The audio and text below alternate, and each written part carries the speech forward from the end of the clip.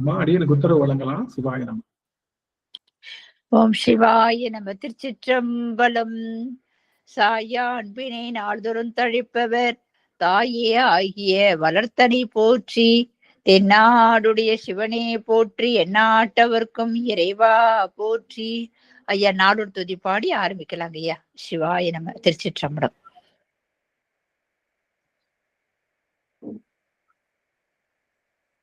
திருச்சிற்றம்பலம். புலியர்கோங்க பொழித்த புகழியர்கோங்களல் போற்றி. ஆசை கல்விதப்பில் அணைந்த பிரானடி போற்றி. வாழி திருநாவல் வன் தொண்டர் பதம் போற்றி. ஊழிமணி திருவாத திருத்தாள் போற்றி. ஊழிமணி திருவாத ஊரல் திருத்தாள் போற்றி. ஆடல் வல்லான் சொக்கநாதருடைய திருவருள், அங்கேற்கண்ணி மீனாட்சியுடைய திருவருளும், மாணிக்க வாசகருடைய குருவருளும் ஒன்றாக சேர்த்து இந்த திருவாசக சிந்தனை அமர்வு என்ற நிலைக்களத்தை நமக்கு பரிசாக தந்திருக்கின்றது. அப்பேற்பட்ட குருவருளையும் திருவருளையும் அடியேன் மனம் மொழி மெய்களினாலே வழிபாடு செய்கின்றேன். மேலும் இங்கு குழுமி இருக்கக்கூடிய அத்துணை அடியார் பெருமக்களுடைய திருவடி தாமரைகளையும் அடியேன் சென்னிவேல் சூட்டி பகிர்கின்றேன். திருச்சிற்றம்பலம். சிவாய நம. சிவாய நம. சொக்கநாத வெண்பான்.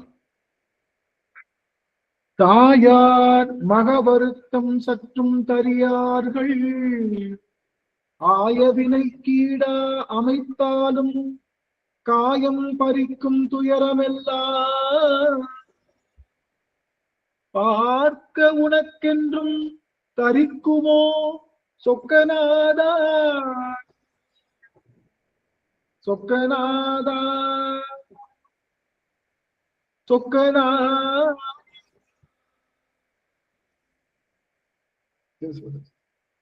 சொக்கநாதருடைய பெரும் கருணையினாலே நாம் போற்றி திருவகவல் என்கின்ற பதிகத்தை தொடர்ந்து சிந்தித்து வருகின்றோம். அந்த வகையிலே இன்றைய தினம் நாம் சிந்திக்க இருக்கக்கூடிய வரி என்பது 114வது வரி, குணமே போற்றி அப்படிங்கிற அந்த வரியத்தான் நாம் இன்றைய தினம் நாம் சிந்திக்க இருக்கின்றோம்.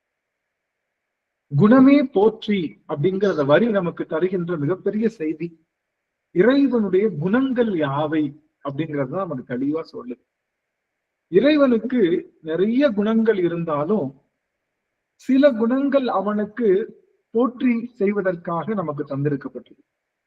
முதல்ல இந்த போற்றி திருவகவல் அப்படிங்கிறது எதற்காக அப்படிங்கிற செய்தியை நாம பார்க்கணும். போற்றி திருவகவல் எதற்காக அப்படின்னா, நாமெல்லாம் உய்யும் பொருட்டு பெருமான் கொடுத்த மிகப்பெரிய கொடைதான் போற்றி திருவகவல். இது ஒன்ன போற்றி செய்து நம்ம என்ன பண்ணலாம், நம்ம வாழ்க்கையில எல்லா விதமான வளங்களையும் நலங்களையும் நாம் பெற்றுவிட முடியும் அப்படிங்கிறதுதான் போற்றி திருவகவல். போற்றி செய்கின்ற போற்றி திருவகவல் மட்டும் போற்றி செய்யல, வேதங்கள் போற்றி செய்கின்றது, ஆகமங்கள் போற்றி செய்கின்றது, 12 திருமுறைகளும் போற்றி செய்கின்றது. இத்தனை போற்றி எதற்காக அப்படின்னா, ஏதோ ஒரு போற்றி இந்த ஆன்மாவுக்கு ஒரு இணக்கமாக மனதிலே இலக்குவாக அதை போய் அடைந்து விடும். அந்த ஒரு போற்றி போது அந்த ஆன்மாவினுடைய அந்த அறிவை வெளிப்படைய செய்வதற்கு. அதனாலதான் இத்தனை போற்றிகள் எல்லாம் செய்கின்றோம் அப்படின்னு சொல்றேன். அடியார்கள் எல்லாம் ஒரு நிமிடம் அடியனுக்காக கொஞ்சம் நீங்க வாய்ப்பு கொடுக்கலாம். உங்க எல்லாரையும் அடியன் பார்க்கறதுக்கு அவ்வளவு ஆசைப்படுற வாய்ப்பு இருந்ததுன்னா நீங்க எல்லாரும் உங்க அடியனுக்கு தர வேண்டிய அந்த கூலியை நீங்க கொடுத்துட்டீங்கன்னா அடியன் சந்தோஷமா வாழ பார்ப்பேன். என்னுடைய கூலி என்பது உங்களுடைய முக குறிப்பு தான். அது எவ்வளவு மகிழ்ச்சி உங்க எல்லாரோடையும். ரொம்ப மகிழ்ச்சி. அடியன் பார்க்கிறேன், எல்லாத்தையும் பார்க்க. லோகநாயகி அம்மா, மாரீஸ்வரி அம்மா, ஜெயந்தி அம்மா ரொம்ப ரொம்ப சந்தோஷம். மீனாட்சி அம்மா பார்க்கிறேன். சாரி எனக்கு தெரியலையே, ராஜேஸ்வரி அம்மா தெரிய மாட்டாங்களே. தெரிஞ்சுட்டாங்க. சிவானிகாஸ்ரீயோட ஒரு பெரிய பட்டாளங்களே இருக்காங்க. அந்த குழந்தைகளுடைய திருவடிய அடிகள் பல்காலம் வீழ்ந்து வணங்குறேன். இந்த குழந்தைங்க எல்லாரும் திருவம்பாவை நிகழ்ச்சிக்காக அழகா முத்தமிழாலையும் பெருமான வழிபாடு செய்வாங்க. இசைத்தமிழ், இயற்றமிழ், நடனத்தமிழ்னு 3 தமிழ்லையும் இந்த குழந்தைங்க அவங்க செஞ்சு கொடுத்துருக்காங்க. அவங்களுக்கு என்னுடைய வாழ்த்துக்கள் எல்லாத்துக்கும். ரொம்ப மகிழ்ச்சி. உங்க எல்லாரையும் மீனாட்சி அம்மா பார்க்கிறேன். திடீர்னு எல்லாருடைய வீடியோவும் போயிடுச்சு, என்னன்னு தெரியல, அடியனுடைய நெட்வொர்க் ப்ராப்ளமா என்னன்னு தெரியல. எல்லாரையும் பார்த்ததுல கலாவதி அம்மாவை பார்க்கிறேன், மரகதம் அம்மா, சுப்பா அம்மா, சாந்திமதி அம்மா, அப்புறம் கமலா அம்மா, மீனாட்சி அம்மா, பத்மா அம்மா, அவங்க குழந்தைங்க எல்லாரையும் நான் பார்க்கிறேன் சாமி. அப்புறம் அம்மா நம்ம அவங்க பேரு தெய்வநாயகி அம்மா, அவங்களையும் பார்த்துட்டேன் நானு. எல்லா அடியார்களையும் பார்த்துட்டேன். சாவித்திரி அம்மா, மகிழ்ச்சி மகிழ்ச்சி மகிழ்ச்சி மகிழ்ச்சி, சொல்லனாத மகிழ்ச்சி. அல்லி அம்மா பார்த்துட்டேன். குழந்தைங்க எல்லாரையும் பார்த்துட்டேன். எல்லாருக்கும் என்னுடைய வாழ்த்துக்கள். எல்லாரும் ரொம்ப சமத்து குட்டியா உட்காந்து எல்லாரும் கவனிங்க, உங்களுக்கு பிடிச்சதுதான் சொல்ல போறோம். அதனால நீங்க எல்லாம் வந்ததுதான், குழந்தைங்க வந்திருக்கிறது தான் எனக்கு ரொம்ப பெரிய சந்தோஷம். குழந்தைங்கிட்ட தான் கொண்டு போய் சேர்க்கணும்னு நினைச்சோம். சிவாங்கேஸ்வரியோட எல்லாரும் வந்திருக்காங்க, சிவானிகாஸ்வரியோட எல்லாரும் வந்திருக்காங்கன்னு பார்க்கும்போது இன்னும் மகிழ்ச்சி மகிழ்ச்சி. அருள்மொழியமா திருவிழா வணக்கம். சரி, எனக்கு தேவையான அளவுக்கு சம்பளம் கிடைச்சிருச்சு. ஒரே நிமிஷம். அம்மா ராஜேஸ்வரிங்கய்யா, பேர் என்னங்கய்யா? வாழ்த்து சொல்லுங்கய்யா. உங்க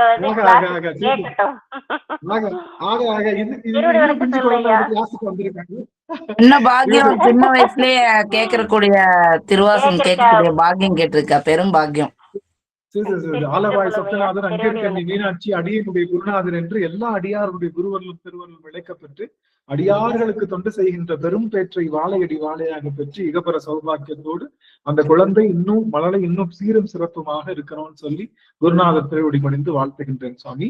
மண்ணில் நல்ல வந்தம் வாழலாம் பைகளும் என்னில் நல்ல கதிக்கு யாதுமோ குறைவில்லை, கண்ணில் நல்ல அகுதூரம் கழுமல வளநக பெண்ணில் நல்லாலோடும் பெருந்தகை இருந்ததே. திருச்சிற்றம்பலம். குழந்தைக்கு இங்க இருந்தே திருநீர் இடுறோம். மானசீகமா நல்லா இருக்கும், நல்லா இருக்கும், சீரும் சிறப்புமா இருக்கும். ஆக இந்த போற்றி நாம ஏன் செய்யணும், அதுதான் இங்க கேள்வியே. நாம போற்றி செய்யலன்னா டுபுகடியும் கீழே விழுந்துருவானா? நம்ம எல்லாம் அரசியல்வாதிகளுக்கு வாழ்க வாழ்கன்னு சொன்னா அரசியல்வாதிகள் கூட்டம் கூடும். அரசியல்வாதிகள் கூட்டம் கூடலன்னா என்ன? சப்போஸ் அரசியல்வாதிகளுக்கு கூட்டம் கூடலன்னா என்ன ஆவாங்க? அரசியல்வாதிகளுக்கு கூட்டம் கூடல என்ன ஆவாங்க? வெண்மதியனையா திருவடி வணங்குகின்றேன் சுவாமி. என்ன ஆவாங்க? அரசியல்வாதிகள் இருக்காங்க, கூட்டம் கூடல, வாழ்க சொல்லல, என்ன ஆவாங்க? என்ன ஆவாங்க? அரசியல்வாதிகளுக்கு சாந்தி மதியம் அருமை, தோத்து போயிடுவாங்க. நம்ம போற்றின்னு சொல்லல, வாழ்கன்னு சொல்லல, அவங்களுக்கு நாம சப்போர்ட் பண்ணலன்னா அரசியல்வாதி என்ன ஆயிடுவாங்க? தோற்று போயிடுவாங்க. அது போல நம்ம சிவபெருமானுக்கு நம்ம போற்றி செய்யலாம், தோத்து போயிடுவானா என்ன? அதெல்லாம் தோத்து போக மாட்டான். அவன் தான் தனி மெஜாரிட்டி, எப்பயுமே அவன் தான் தனி மெஜாரிட்டி. இந்த உலகத்துக்கு மட்டுமல்ல, 254 புவனங்களுக்கும் அவன் தான் அதிபதி. அந்த சராசரங்களுக்கும் அவன் தான் அதிபதி. சரம் அப்படின்னா நகர்றது, அசரம்னா நகராதது. சரம்னா என்னது? நகருவது. அசரம்னா நகராதது. நகரும் பொருள் நகராத பொருள் அத்தனைக்கும் அவன்தான் அதிபதி. சொன்னாலும் சொல்லாட்டினாலும் அவன்தான் ராஜா, அவன்தான் எல்லாத்துக்கும் உடையான். அப்படிப்பட்ட பெருமானை நம்ம வாழ்த்தினாலும் வாழ்த்தாட்டினாலும் அவனுக்கு எந்த உயர்வும் தாழ்வும் இல்லை. ஆனா அப்படி வாழ்த்துறனால இந்த ஆன்மாவுக்கு நல்லது. இந்த ஆன்மாவுக்கு சரியா ஒத்தாத்மத்தம், ஆன்மாவுக்கு நல்லது நடக்க போகுது. அதுதான் நம்ம பார்க்க. அதனால இந்த ஆன்மாவுக்கு என்ன நல்லது நடக்க போகுது அப்படின்னா, இந்த ஆன்மா இத்தனை காலம் சிறையில இருந்தது இல்லையா? சிறையிலிருந்து இதுக்கு என்னது? விடுதலை கிடைக்க போகுது. சிறையிலிருந்து வெளிவர போகுது இந்த ஆன்மா. எந்த சிறையில இந்த ஆன்மா இருக்கு அப்படின்னு பாத்தீங்கன்னா, கம்பி கிராஸ் போட்ட சிறையில இல்ல. நல்லா கவனிங்க, இந்த ஆன்மா கம்பி கிராஸ் போட்ட ஜெயில இல்ல. இந்த ஆன்மா இருள் என்ற சிறையில இருக்கு. இருள் தான் அதுக்கு சிறை. ஆன்மாவுக்கு எது சிறை? இருள் தான் சிறையே. அந்த இருள் சிறையில இருந்து இந்த ஆன்மா வெளிவருவதற்காக உதவுகின்ற ஒரு பொருள் தான் இந்த நம்மளுடைய போற்றி என்று செய்கின்ற விஷயம். இப்போ குறியே போற்றி சொன்னோம். குறியே போற்றியினுடைய கன்க்ளூஷன் என்ன, அது கேட்கணும் இல்லையா? குறியே போற்றி அப்படிங்கிறதுனுடைய முத்தாய்ப்பான கன்க்ளூஷன் என்ன, நீங்க தான் சொல்லணும். நீர் அணிவது, ருத்ராட்சம் போடுறது. இதுவரையும் ஐயா நமச்சிவாய மந்திரம், அது திருநீரு. ரெண்டாவது சிவாய நம வந்து ருத்ராட்சம் சிவாய நம. 3 வந்து சிவய சிவ வந்து ஜடாமுடி சொன்னீங்க. அப்புறம் வந்து 4 வந்து சிவ சிவன்றது நான் எனது நிலை இல்லாம தன்முனைப்பு இல்லாம எல்லாருக்கிட்டையும் அன்பு செய்யாதுன்னு சொன்னீங்க. அப்புறம் 5 வந்து சி வந்து அதிசூக்குமமான மந்திரம். நம்ம கிட்ட வெறுப்ப காட்டுறவங்க கிட்ட கூட அன்பு செலுத்தணும்னு சொன்னீங்க. அருமை அருமை. முடிந்த முடிவு என்பது இகழ்வாரை பொறுத்தல் தலை. தம்மை நம்ம கிட்ட வந்து தவறா நடந்துக்கிறவங்களையும் பொறுக்கின்ற மனம் வருவதுதான் சிறந்த சிவ சின்னங்கள். அதுதான் சிவ சின்னம். திருநீர் பூசம் என்ன சொல்லுவாங்க? திருநீர் பூசம் என்ன சொல்லுவோம்னா நல்லவங்க அப்படின்னு சொல்லுவோம். நல்லவங்க பார்த்தா சரி உங்க நல்லவங்க. ருத்ராட்சம் தான் இன்னும் நல்லவங்க. சடாமுடி தெரிச்சா இன்னும் நல்லவங்க. யான் எனது என்று பற்றறுத்தா இன்னும் நல்லவங்க. இகழ்வ தனக்கு தீங்கிழைத்தவர்களுக்கும் ஒன்னும் இல்ல அப்படின்னு நம்ம கடந்து போனா அவர்கள் இன்னும் சிறந்தவர்களாக சொல்லப்படுது அப்படிங்கிறதுதான் நம்ம முடிந்த முடியும். இப்போ குறி அப்படின்னா என்னன்னு பார்க்க போறோம். குறியே அப்படின்னா குணம் அப்படின்னு பார்க்க போறோம். குறிக்கும் குணத்துக்கும் தொடர்பு இருக்கு. நல்லா கவனிங்க, ஒரு நிமிஷம். எல்லாரும் வாய்ப்பு இருந்தா ஆன் பண்ணிக்கலாம். வாய்ப்பு இருக்கிறவங்க ஆன் பண்ணிக்கலாம். குறிக்கும் குணத்துக்கும் தொடர்பு உண்டு. குறிகளுக்கும் குணத்துக்கும் தொடர்பு உண்டு. கவனிக்கிறீங்களா? இப்ப குழந்தைங்களா இருக்காங்க, எல்லாத்துக்கும் தெரியும். டப்பா மாதிரி வரைஞ்சு அதுக்குள்ள டாட் டாட்டா போட்டா என்ன அர்த்தம்? டாட் டாட்டா போடுறோம். ஒரு குறி டப்பா மாதிரி வரைகிறோம், அதுக்குள்ள டாட் டாட்டா அப்படி போடுறோம்னா அது என்ன அர்த்தம்? என்ன அர்த்தம்? குழந்தைங்க சிவானிக்கா தான் பதில் சொல்லணும். சிவானிக்கா தான் ஆன்சர் சொல்லணும். மத்தவங்க எல்லாம் விட்டுறலாம். தங்கம், இந்த மாதிரி ஒரு டப்பா வரைகிறோம். ஒரு மாதிரி டப்பா வரைஞ்சு அதுக்குள்ள டாட் டாட்டா அப்படி போடுறோம். டாட் டாட்டா கோடி போட்டா போட்டா என்ன அர்த்தம் சாமி? இந்த டப்பாக்குள்ள ஏதோ ஒரு பொருள் இருக்குதுன்னு அர்த்தம். அருமை. டாட் டாட்டா போட்டா தண்ணின்னு சொல்லுவோம். ஞாபகம் இருக்கா? கீழே டாட் டாட்டா போட்டா தண்ணி இருக்குன்னு சொல்லுவோம்ல. ஒரு டப்பா மாதிரி வரைஞ்சு அதுக்குள்ள டாட் டாட்டா போட்டா என்ன இருக்கும்? தண்ணி இருக்குன்னு சொல்லுவோமா இல்லையா? ஆமாவா இல்லையா? ஒரு வட்டாட்டமா போட்டா ஒரு கூழாங்கல் இருக்குன்னு சொல்லுவோம்ல. அப்போ ஒரு குறியீடு போட்டா அதுக்கு என்ன உண்டு? ஒரு குறியீடு போட்டா அதுக்கு என்ன உண்டு? குணம் உண்டு. ஒவ்வொரு குறியீடுக்கும் ஒரு குணம் உண்டு. கவனிச்சுங்க, நல்லா கவனிங்க. நீங்க இங்கதான் நீங்க ஒத்து கவனிக்கணும். 2 + 2 + 6 = 12. கரெக்டா தப்பா? 2 + 6 = 12. கரெக்டா தப்பா? தப்பு சார். தப்பு. இது எப்படி கரெக்ட் பண்ணுவீங்க? இங்க ஒரு குறி தப்பா இருக்கு. பிளஸ்ன்றதை எடுத்துட்டு பெருக்கல் குறி போட்டு வச்சுக்கோங்க. 2 × 6 வந்துடும் 12 வந்துருச்சா?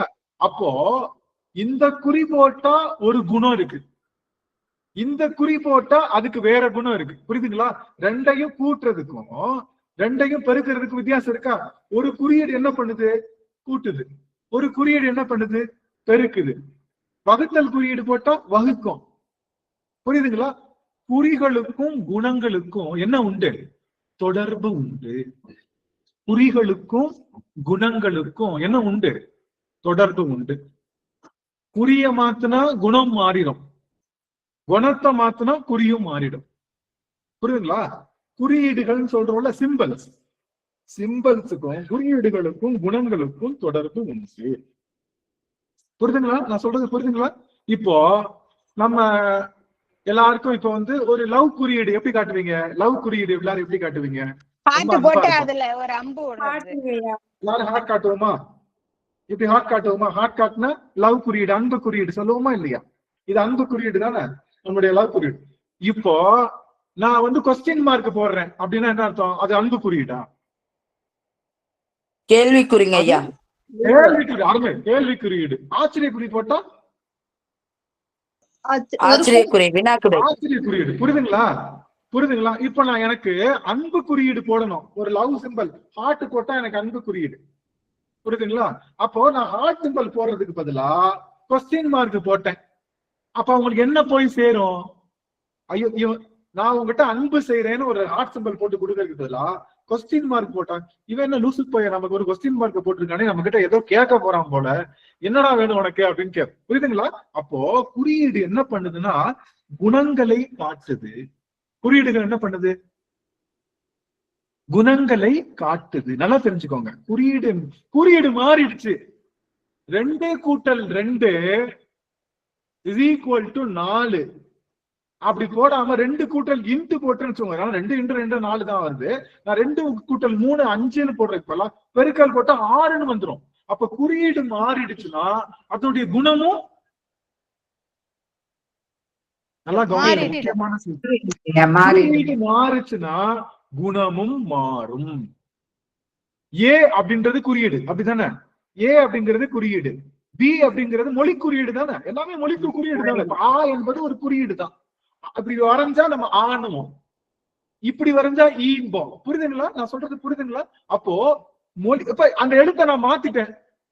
இப்ப ஆனந்து, ஆனா இந்த இத்துன்னு போடுறேன், ஆனந்துன்னு சொல்லுவீங்க நீங்க. இப்ப நான் அதை ஆவை பார்த்துட்டு நான் கோன்னு நினைச்சிட்டு கோணந்துன்னு சொன்னேன்னு வச்சுக்கோங்க, தப்பு தானே அது.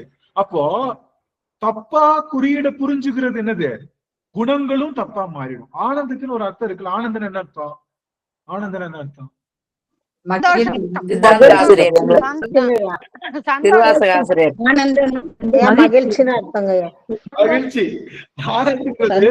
மகிழ்ச்சி. அதான் சித்தாந்த ஆசிரியர், திருவாசக தெளிதல் மேல்நிலை வகுப்பு ஆசிரியர். அப்படிதான் அடியேன்னு நினைச்சிட்டு இருக்கேன். அடிக்கிறது. ஆனா நான் சொல்ல வந்தது என்னன்னா, இப்போ ஏன் சொல்ல வந்தேன்னா, நான் இதுக்கு பதிலா எந்த குறியீடும் போட்டுக்குவேன். இப்போ 2 இன்ட்டு 3ன்னு போட்டாதான் என்னடா ரொம்ப நேரம் இதையே சொல்லிட்டு இருக்கானே நினைக்காதீங்க. நான் ஒரு கன்க்ளூஷனுக்கு வரப்போறேன். அதுக்காக தான் திரும்ப திரும்ப சொல்றேன். 2 பெருக்கல் 3ன்னு போட்டு 6ன்னு போட்டா சரி. 2 அந்த குறியீடை மாத்தி போடுறேன். பெருக்கலுக்கு பதிலா பிளஸ்ன்னு போட்டு 6ன்னு போட்டா தவறா மாறிடும் இல்லையா? அப்ப அதனுடைய குணம் மாறிடுது, புரிதல் மாறிடுது, கணக்கு தப்பாயிடும். கணக்கு தப்பாயிடுச்சுன்னா என்ன ஆகும்? மொத்த ப்ராசஸுமே தப்பாயிடும். புரியுதுங்களா? இதைத்தான் யாரு பண்ணா? இதை யாரு பண்ணா? அந்த குறியீடை மாத்தி பண்ணது யாரு? ஏங்க கூட்டல் போடுற இடத்துல பெருக்கலை போடலாங்க, பெருக்கலை போடுற இடத்துல கூட்டலை போடலாங்க அப்படின்னு சொன்னவன் யாரு? ஏண்டா இது இப்படி மொட்டையா நீ கேட்டா நாங்க என்னடா பதில் சொல்லுவோம்? யாரு கேட்டா? சமணர்கள். அருமையா ஐயா. ஐயா பிரம்மாவும் விஷ்ணுவும் மாறி மாறி போய் தேடினாங்க பாதத்தையும். நான் சொல்றது இப்போ கூட்டல் குறியீடு அதுவும் பெருக்கல் குறியீடு ஒண்ணுன்னு ஒருத்தன் சொன்னான். அவன் யாரு?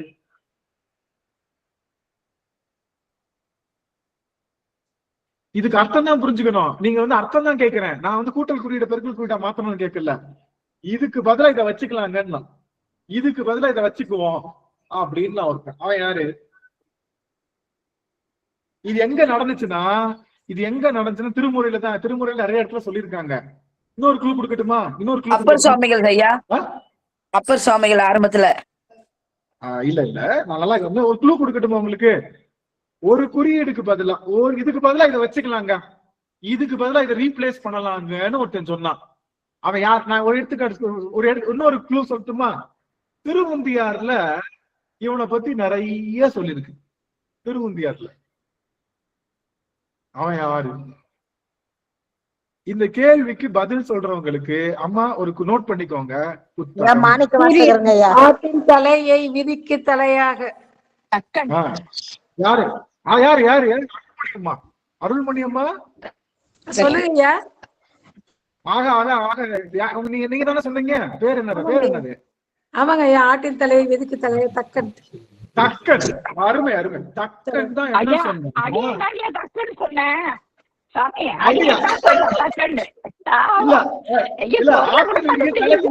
அம்மா சொல்லிட்டாங்க. 2 பேருமே அட் டைம்ல சொல்லிட்டேங்க. பிரேமாமாவுக்கும் எழுதிக்கோங்க ஒரு புத்தகம். பிரேமாமாவுக்கும் ஒரு புத்தகம், அருள்மொழி அம்மாவுக்கும் ஒரு புத்தகம் எழுதி வச்சுக்கோங்க சுவாமி, எழுதி வச்சுக்கோ. நீ காந்தி கணக்கு, ஆனந்த் எழுதுற கணக்கெல்லாம் காந்தி கணக்கு வரவே வராது. சும்மா எழுதிதான் வச்சுக்கிறான். வீட்டுக்கு புத்தகம் வரலாம் நினைக்காதீங்க. நாங்க ஒரு 2 மாசத்துக்கு ஒரு புத்தகம் வாங்கி உங்களுக்கு அனுப்பிச்சோம். 2 மாசத்துக்கு ஒரு தடவை, ரைட்டா? வாரம் அனுப்ப முடியாது. அருள்மொழி அம்மா உங்களுடைய விலாசத்தை நம்மளுடைய குடும்பத்துல இதுல போட்டுருங்க. அம்மா அதை எடுத்துக்குவாங்க. எடுத்து உங்களுக்கு ஒரு புத்தகம் வழங்கிடலாம். அப்போ நல்லா கவனிச்சுக்கோங்க. இதுக்கு பதிலா இதை வச்சுக்கோங்கன்னு சொல்லலாம். எதுக்கு பதிலா? எது? சிவத்துக்கு பதிலா திருமாலை வச்சுக்கலாம்னு சொன்னான். அது எப்படின்னா, பெருக்கல் குறியீடு போடுற இடத்துல கூட்டல் குறியீடு போடுற மாதிரி குறியீடை மாத்திட்டோம்னா குணம் மாறிடும். குணம் மாறிடுச்சுன்னா கணக்கு மாறிடும். கணக்கு மாறிடுச்சுன்னா மொத்தமும் தவறாயிடும், புரிதல் எல்லாம் தவறாயிடும். அந்த காரணத்துக்காகத்தான் அந்த விஷயத்த மாத்தலாம். அப்போ குறிக்கும் குணத்துக்கும் என்ன உண்டு? தொடர்பு உண்டு. குறிகளுக்கும் குணங்களுக்கும் தொடர்பு உண்டு. அதனாலதான் சிவபெருமானுக்கு கொடுத்த குறியீடு எந்த கடவுளர்களுக்கும் இல்ல. சிவபெருமானுக்கு கொடுத்த குறியீடு எந்த கடவுளர்களுக்கும் இல்ல. சிவபெருமானுக்கு சடாமுடி வச்சிருக்க மாதிரி ஏதாச்சும் ஜாமி இருக்கா? இங்கதான் சொல்லணும். சடாமுடி வச்ச மாதிரி ஏதாச்சும் ஜாமி இருக்கா? இல்ல. சுடுகாட்டுல உட்கார்ந்து ஒரே சாமி நம்ம சாமிதான், நம்ம சாமிதான். ஒரு பாதி பெண்ணை வைத்திருக்கிற சாமி, அந்த குறியீடு நம்ம பெருமானுக்குத்தான்.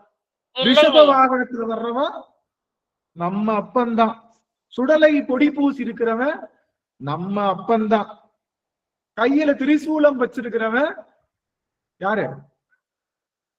நம்ம அப்பந்தான். அப்படி போடுங்க. அந்த வார்த்தை தான் கேட்டேன். நம்ம அப்பன். அவன் சாமின்னு சொன்னா கூட அவனுக்கு நமக்கு டிஃபரன்ஸ் தூரம் ஆயிடும். நம்ம அப்பன்னு சொன்னாதான் நம்ம பக்கத்துல வருவான். நம்ம அப்பன் தான். அப்போ அவனுக்கு சொன்ன குறியீடு வேறு அவன் தான் கோவன் அணிஞ்சிருப்பான். வேற யாராவது கோவன் அணிஞ்சிருப்பான்? நம்ம முருகனும் கோவன் அணிஞ்சிருப்பான். இந்த முருகனும் சிவனும் ஒண்ணுதான். அதனால ரெண்டு பேருமே ஒண்ணுதான். அவன் தான் கோவன் அணிஞ்சிருப்பான். அவன் தான் நடனம் செய்வான். அவன் தான் ஒரு கால் தூக்கி நடனம் செய்வான். கைகள்ல நெருப்பு ஏந்தி இருக்கிறவன் அவன் ஒருத்தன் தான். தலையில கங்கை சூடி இருக்கிறவன் அவன் ஒருத்தன் தான். தலையில பிறை சூடி இருக்கிறவன் அவன் ஒருத்தன் தான். இதெல்லாம் அவனுக்கு சொன்ன குறியீடு. இந்த குறியீடுகளை வச்சு நாம வணங்கும் போது ஒவ்வொரு குறியீடுக்கும் ஒரு குணம் இருக்கு. எப்படி பிளஸுக்கு ஒரு குணமோ, கிராஸுக்கு ஒரு குணமோ, ஈக்குவல்ட்டுக்கு ஒரு குணமோ, கொஸ்டின் மார்க்குக்கு ஒரு குணமோ, ஆச்சரிய குறிக்கு ஒரு குணமோ, லவ் சிம்பலுக்கு ஒரு குணமோ, இதெல்லாம் இருக்கிற மாதிரி சிவபெருமானுடைய குறியீடுகளுக்கும் ஒரு குணம் இருக்கு. அப்போ அந்த குறியீடுகளை வச்சுதான் நம்ம என்ன பண்ணணும்? அடையாளம் காணணும். குணத்தை தீர்மானிக்கணும். குறியீடுகளை வச்சுதான் வணங்கணும். யார் சொல்லியிருக்கா? எடுத்த உடனே தோடுடைய செவியன் விட ஏறிவோன் மதிசூடி காடுடைய சுடலை பொடி பூசியன் உள்ளம் கவர்கள் ஏடுடைய பாடுறாரு இல்லையா? எல்லாருமே பித்தா பிறை சூடி, பிறை சூடின்ற குறியீடு வச்சுட்டார்ல. பெருமானே அருளாலா. ஏன் இந்த குறியீடுகள் மூலமா நம்ம பெருமானை வழங்கணும்? அந்த குறியீடுல தான் அவனுடைய குணம் அடங்கியிருக்கு. ஒவ்வொரு குறியீடுகள்லயும் அவனுடைய குணம் அடங்கியிருக்கு, அவனுடைய பெருமை அடங்கியிருக்கு. குறியீடுகளை விடுத்து பெருமானை வணங்கக்கூடாது. பொதுவா பெருமானை வணங்கக்கூடாது. யார் சொல்றா?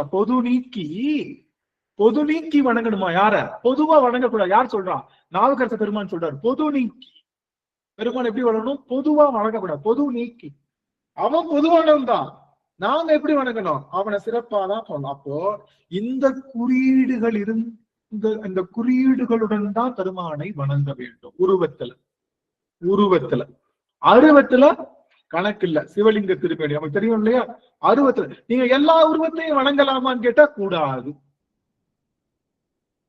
இல்லங்க நாங்க எந்த உருவத்தையும் வணங்குவாங்க? எல்லாத்துக்குள்ளயும் சிவம் இருக்காருல்ல. நீ என்ன கேட்கலாம்ல. நீங்க ஏங்க எல்லாத்துக்குள்ளயும் தானே சிவம் இருக்காரு. அம்மாவா இல்லையா? அம்மா தானே. சிவம் இல்லாத ஒரு பொருள் இருக்கா உலகத்துல? இல்லையா? அப்போ எல்லாத்துக்குள்ளயும் சிவம் இருக்கார் அப்படின்னா எல்லாத்தையும் சிவமா பார்க்கலாம். இப்போ ஆனந்துக்குள்ள நல்லா கவனிங்க. பாருங்களேன், என் மூஞ்சிய பாருங்க. எல்லாம் தெரியுதா? என் மூஞ்சி தெரியுதா? ஆனந்துக்குள்ள சிவம் இருக்கு. அப்படின்றதுக்காக ஆனந்த் போட்டாவை எடுத்து வணங்கக்கூடாது. புரியுதுங்களா? எனக்குள்ள சிவத்தை பாக்குறது உங்களுடைய ஞானம். நீங்க மேன்மையா இருக்கீங்கன்னு அர்த்தம். சிவத்தை ரீப்ளேஸ் பண்ணக்கூடாது என்ன வச்சு. புரியுதுங்களா? சிவன் தான். அதுல போயிட்டு ஆமா ஆனந்த சிவன் ஒண்ணு, எல்லாத்துக்குமே சிவன் இருக்காருல்ல, அப்ப இனிமே அந்த சிவன் போட்டாவை எடுத்துட்டு இவன் போட்டா வச்சுக்கலாம்னு சொன்னா அது மகா தவறு. அப்போ எல்லாத்தையும் சிவமா பார்க்கலாம், சிவத்தை எல்லாத்தையும் பார்க்கக்கூடாதுங்க ஐயா. சிவத்தை எப்படிதான் பார்க்கணும், சிவத்தை எப்படிதான் பார்க்கணும், சிவமாத்தான் பார்க்கணும், சிவத்தை சிவமாத்தான் பார்க்கணும். எல்லா பொருளையும் சிவமா பார்க்கறது பேர் தான் ஞானம். எல்லாத்தையும் சிவமா பார்க்கறது பேர் தான் ஞானம். சிவத்தை வேறு பொருளா பார்த்தா அஞ்ஞானம். புரியுதுங்களா? சிவத்தை வேறு பொருளா பார்த்தா அஞ்ஞானம். அப்போ கவனிங்க, நான் சாந்தி ஆறுமுகம் அம்மாவை சிவமா பாக்குறது என்னுடைய ஞானம். நான் கலாவதி அம்மாவை, சுசிலா அம்மாவை, அப்புறம் அல்லி அம்மாவை, குழந்தைவேல் ஐயாவை, குழந்தைங்களை, சிவானிகா குழந்தைங்க, எல்லா குழந்தைகளையும் சிவமா பாக்குறது என்னுடைய ஞானம். அப்படிதான் நான் பார்க்கணும். மற்ற எல்லாத்தையும் அப்படிதான் ஆனா இப்படி மாத்தி பார்க்க கூடாது. அதுக்காக கோவில்ல வச்சிருக்கிற சிவபெருமானுடைய சிலையை தூக்கிட்டு நான் இவங்க சிலைய வைக்க போறேன், இவங்க குறியெடுக்கக்கூடிய பொருளை வைக்க போறேன்னு சொன்னா சிவத்தை சிவமாத்தான் பார்க்கணும், எல்லா பொருளையும் சிவமா பார்க்கணும். புரியுதுங்களா? புரியுதுங்களா? மாத்தி பார்க்க கூடாது. இந்த குறியீடு இல்லாதவர்களை யார் யார வணங்கணும் அப்படின்னு சொல்லிட்டாங்க. சிவபெருமானை, அன்னை பராசக்தியை, வேலை, முருகனை, விநாயகனை, அடியார்களை, அதுக்கப்புறம் அக்னி வீரபத்தர், அகோர வீரபர், இவங்க எல்லாத்தையும் சிவமா பார்க்கலாம். புரியுதுங்களா? யார் யார பார்க்கணும்? இவங்களெல்லாம் வடிவமா பார்க்கலாம். அவங்க எல்லாம் சிவ வடிவங்கள். என்ன வடிவம்? நல்லா கவனிங்க. சிவபெருமான், அன்னை பராசக்தி, முருகன், விநாயகர், வேல், 5 பொருள் வந்துச்சா? 6வது அடியார்கள். 6வது அடியார்கள்ல 6வது அக்னி வீரபத்ரர், அகோர வீரபத்ரர், அந்த வடிவங்கள். 8வது என்னது? அடியார்கள். இவங்க எல்லாரும் சிவனுடைய வடிவங்கள். இந்த வடிவத்தில் நீங்க வணங்கலாம். சிவன் அடியார்கள்னா குறிப்பிட்ட மூஞ்சி இருக்கிறவங்க இல்ல. நெற்றியிலே திருநீரும் கண்டிகையும் நாவில் நமச்சிவாயமும் நெஞ்சில் பெருமானும் சுமந்தவர்கள்லாம் சிவனடியார்கள். சிவனடியார்கள்னா ஏதோ ஒரு உருவம் நினைக்க வேணாம். சிவனடியார்கள் ஒரு குறியீடு. என்ன குறியீடு? திருநீரும் கண்டிகையும் நாவில் நமச்சிவாயமும் நெஞ்சில் சிவசிவமும் சி என்ற முழு எழுத்தாகவும் வாழ்கின்றவர்கள் சிவனடியார்கள். அந்த உருவங்கள் எல்லாம் நீங்க மித்த உருவங்களை நாம வணங்க கூடாது. ஏன்? குறியீடு தப்பா இருக்கு. குறியீடு தப்பா இருந்தா என்ன ஆகும்? குறியீடு தப்பா இருந்தா குணம் மாறிடும். குணம் மாறிடும். குணம் மாறிடுச்சுன்னா பயன்படாது. பயன்படாது. குணம் மாறிடுச்சு. பால் இருக்கு. பால் எப்படி இருக்கணும்? தண்ணியா இருக்கணும். கெட்டி ஆயிடுச்சு பால். என்ன ஆயிடுச்சு? பால் கெட்டி ஆயிடுச்சு. என்ன அர்த்தம்? பயிர் இல்ல. பண்ணாம பால் கெட்டி ஆயிடுச்சுன்னா கெட்டு போயிடுச்சுன்னு அர்த்தம். அதை பயன்படுத்தக்கூடாது. கீழதான் கூட்டும். பால் தன்னுடைய குணம் மாறிய பொருளை நம்ம எடுத்து உட்கொண்டா என்ன ஆகும்? அந்த குணத்துக்கு மாறிய பொருளை எடுத்து உட்கொண்டா அது நமக்கு உடம்பு கெட்டு போயிடும். அதனால கண்டிப்பா சிவ குறிகளை மட்டும்தான் வணங்கணும்னு சைவன் சொல்லுகின்றது. சிவன் அவன் என் சிந்தையில் அதனால் அப்படின்னு சொல்லுது. என்ன சொல்லுது? சிவன் அவன் என் சிந்தையில் நின்ற அதனால் என்ன சொல்லுது? ஏன் அப்படின்னா இவ்வளவு நாளா என்ன சொன்னாங்கன்னா வேதத்துல என்ன சொல்லும்? அவன் தான் சொல்லும். வேதம் பூரா என்ன சொல்லும்னா, நீங்க இது பாத்துருக்கீங்களா? அது பேர் என்ன? பத்திரம் எழுதுவாங்க. பாத்துறீங்களா? பத்திரம் எழுதுவாங்க. பாத்துறீங்களா? பெரியவங்களா இருக்கீங்களா? எல்லாம் கொஞ்சம் ஆன் பண்ணுங்க. கொஞ்சம் நேரம் கொஞ்சம் ஆன் பண்ணுங்க. வாய்ப்பு இருக்கிற அடியார்கள் ஆன் பண்ணுங்க. இந்த பத்திரத்துல பாத்தீங்கன்னா பத்திரம் எழுதும் போது இங்கே வாங்குபவர் ஆனந்து, விக்கிறவங்க மாரீஸ்வரி அம்மா அப்படின்னு முதல்ல எழுதிட்டு கீழே எழுதுறப்பெல்லாம் வாங்குறவங்க விக்கிறவங்க தான் எழுதிட்டே இருப்பாங்க. பாத்தீங்களா? பத்திரம் எல்லா இடத்துலயும் ஆனந்த மாரீஸ்வரி அம்மா எழுத மாட்டாங்க. எல்லா இடத்துலயும் முதல் எடுத்த உடனே வாங்குபவர்கள் யாரு? ஆனந்து, விக்கிறவங்க மாரீஸ்வரி அம்மா.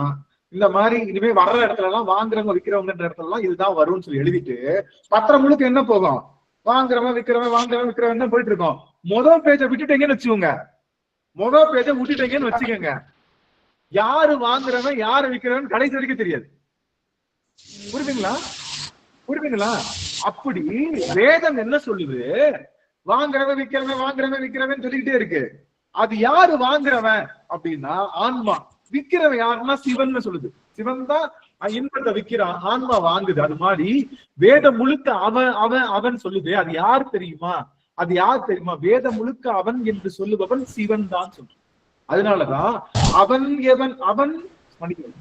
சிவன் அவன் என் சிந்தையுள் நின்ற அதனால், சிவன் அவன் என் சிந்தையுள் நின்ற அதனால் சொல்றதுக்கான காரணம், வேதத்துல முழுக்க அவன்னு பத்திரம் எழுதுற மாதிரி சொல்லிட்டாங்க.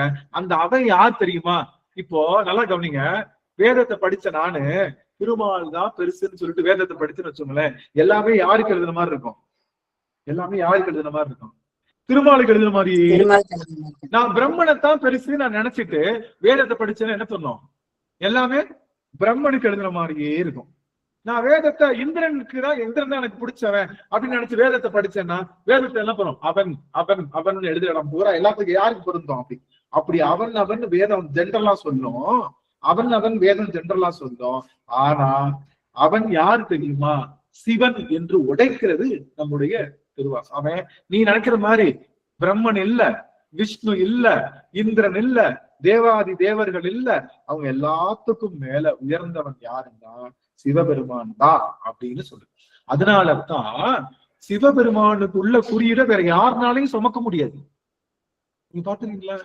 சிவபெருமான் கழுத்துல ஒரு கபால மாலை போட்டிருப்பான். யாராவது கபால மாலையை போட்டு சுமக்க முடியுமா?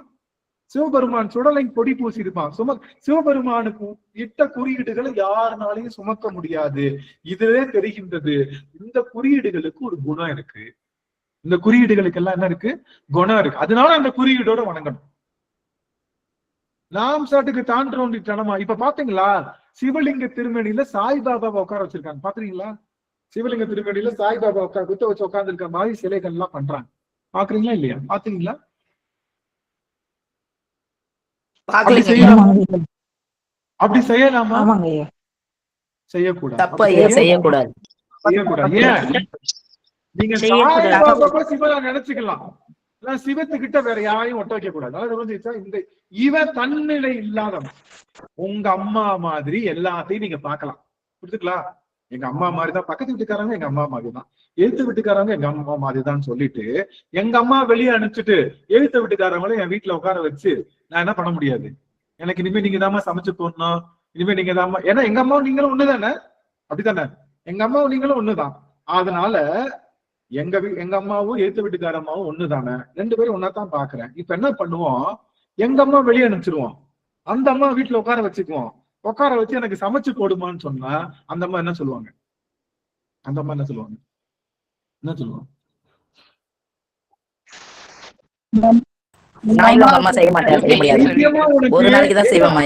பைத்தியமா இருக்கு. எனக்கு ஒரு பிள்ளைங்க இருக்குது, எனக்கு ஒரு வீட்டுக்காரர் இருக்காரு, நான் அங்க போனோம், நீ இங்க கூட்டி வச்சுட்டு இங்க உட்காந்துட்டு சமைன்னு சொன்னா நான் என்ன பண்றது? அதெல்லாம் பண்ண முடியாது, உங்க அம்மாட்டையும் நீ கேட்டுக்கோன்னு சொல்லி போறது எப்படி சிறந்ததோ அது போலத்தான். நல்லா கவனிங்க. அது போலத்தான் எல்லாருக்கும் தாய் சிவம். நீங்க அந்த சிவத்தை எல்லார் மேலையும் வச்சு பார்க்கலாம், எல்லா தாய் மேலையும் வச்சு பார்க்கலாம். ஆனா இப்படி மாத்தி வச்சிடக்கூடாது. புரியுதுங்களா? அதனால நீங்க திருமால சிவமா நினைச்சு வழிபாடு செய்யலாம், தப்பு இல்ல. அதுக்காக சிவபெருமான் இருக்கிற இடத்த திருமாலுக்கு கொடுக்க கூடாது, பிரம்மனுக்கு கொடுக்க கூடாது, மற்ற எந்த கடவுளர்களும் கொடுக்க கூடாது. ஏன் கொடுக்க கூடாது? நான் கேட்கிற கேள்வி, ஏன் கொடுக்க கூடாது? கொடுத்தா என்ன? எல்லாம் ஒண்ணுதானே. கொடுத்தா என்ன? தவறா போயிருமையா? அதான் ஏன் அது தவறாகுது? ஏன்னா குறியீடு மாறிடுச்சு. குணங்களும் மாறிடும்.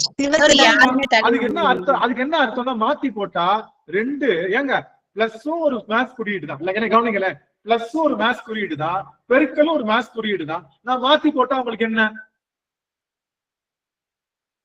பைத்தியக்காரத்தனமா இல்ல?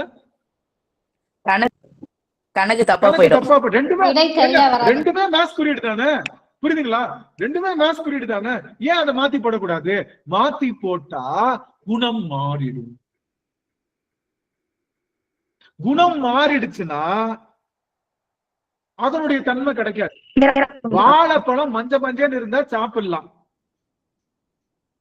ஓபன் பண்ண உடனே குப்புன்னு ஸ்மெல் வருது, கொலை கொலைன்னு ஆயிடுச்சு, குணம் மாறிடுச்சு. ஏங்க அதுவும் வாழைப்பழம் இதுவும் வாழைப்பழம் தானே, சாப்பிடுங்கன்னு சொல்றாங்க, என்ன பண்ணுவீங்க? எங்க ரெண்டுமே வாழைப்பழம் தானே, சாப்பிட முடியாது, ரெண்டுமே வாழைப்பழம் தானே அப்படின்னு அழுகி போன வாழைப்பழத்தை சாப்பிடுறதுதான் மற்றைய கடவுளர்களை நாம கடவுள் நினைச்சு வழிபாடு செய்வது. அழுகி போன பழத்தை பார்த்தா கூட பரவாயில்ல, வாயில போட்டு முழுங்கிட்டோம்னா என்ன ஆகும்? இருக்கிற நலமும் கெட்டு போயிடும். அதுக்கு நீங்க சும்மாவே இருந்திருக்கலாம், சாப்பிடாம கூட இருந்திருக்கலாம்.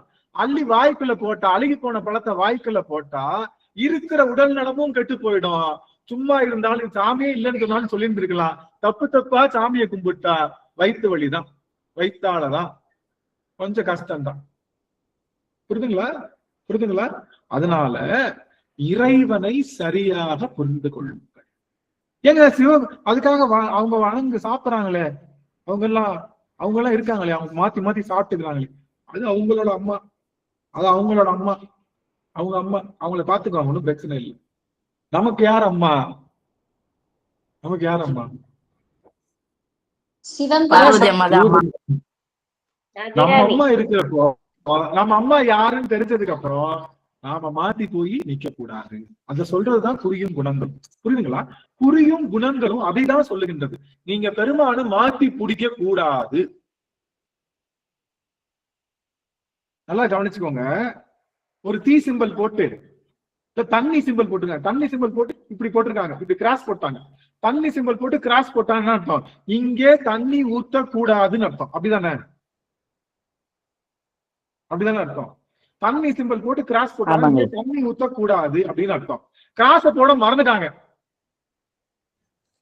அது ஒரு டிரான்ஸ்பார்மர், அது ஒரு டிரான்ஸ்பார்மருங்க. கிராஸ போட மறந்துட்டாங்க. அப்ப என்ன அர்த்தம்? தண்ணி சிம்பல் போட்டு, அப்ப இங்க தண்ணி ஊத்த நினைச்சு என்ன பண்ணிடுவோம் எல்லாரும்? தண்ணியை தூக்கி அதை ஊத்துனா என்ன ஆகும்? டிரான்ஸ்பார்மர் ஷாக் அடிக்கும், டிரான்ஸ்பார்மர் வெடிச்சிரும், பெரிய பெரிய பிரச்சனைகள் ஏற்படுத்தும்ல. ஒரு குறி மாறிடுச்சுன்னு வச்சுக்கோங்களேன், ஒரு குறி மாறிடுச்சுன்னா மொத்தமும் சரி. இப்படி ஒண்ணு சொல்லி நான் நிறைவு செய்யறேன், கவனிங்க. நீங்க கவனிங்க, நீங்க போயிட்டே இருக்கீங்க, திருவண்ணாமலைக்கு போகும் வழி அப்படின்னு இந்த பக்கம் ஒரு போர்டு இருக்கு, அப்படி சிம்பல் குறியீடு காட்டுது, இந்த பக்கம் போங்க அப்படின்னு காட்டுது. அந்த குறியீடு அப்படி திருப்பி மாத்தி வச்சுட்டேன். இந்த பக்கம் தெக்க காட்டுறது போல வடக்க மாத்தி வச்சுட்டேன், குறியீடை மாத்திட்டேன். இப்ப என்ன திருப்பி வரணும், இப்ப என்ன இல்ல வடக்கால தூக்கி நான் திருப்பி வச்சேன், திருவண்ணாமலை போகும் வழி திருப்பி குறியீடை மாத்திட்டேன். குறியீடை மாத்திட்டா இப்ப என்ன ஆகும்? கடைசி வரைக்கும் திருவண்ணாமலை வராது, கடைசி வரைக்கும் திருவண்ணாமலைக்கு போகவே முடியாது. அது போல மாற்று குறியீடு இருந்து நீங்க வழிபாடு செஞ்சா கடைசி வரைக்கும் சிவபெருமானுடைய திருவடிக்கு போகவே முடியாது. பிறந்துகிட்டே இருக்கும், பறந்து பறந்து இழைக்கணும்.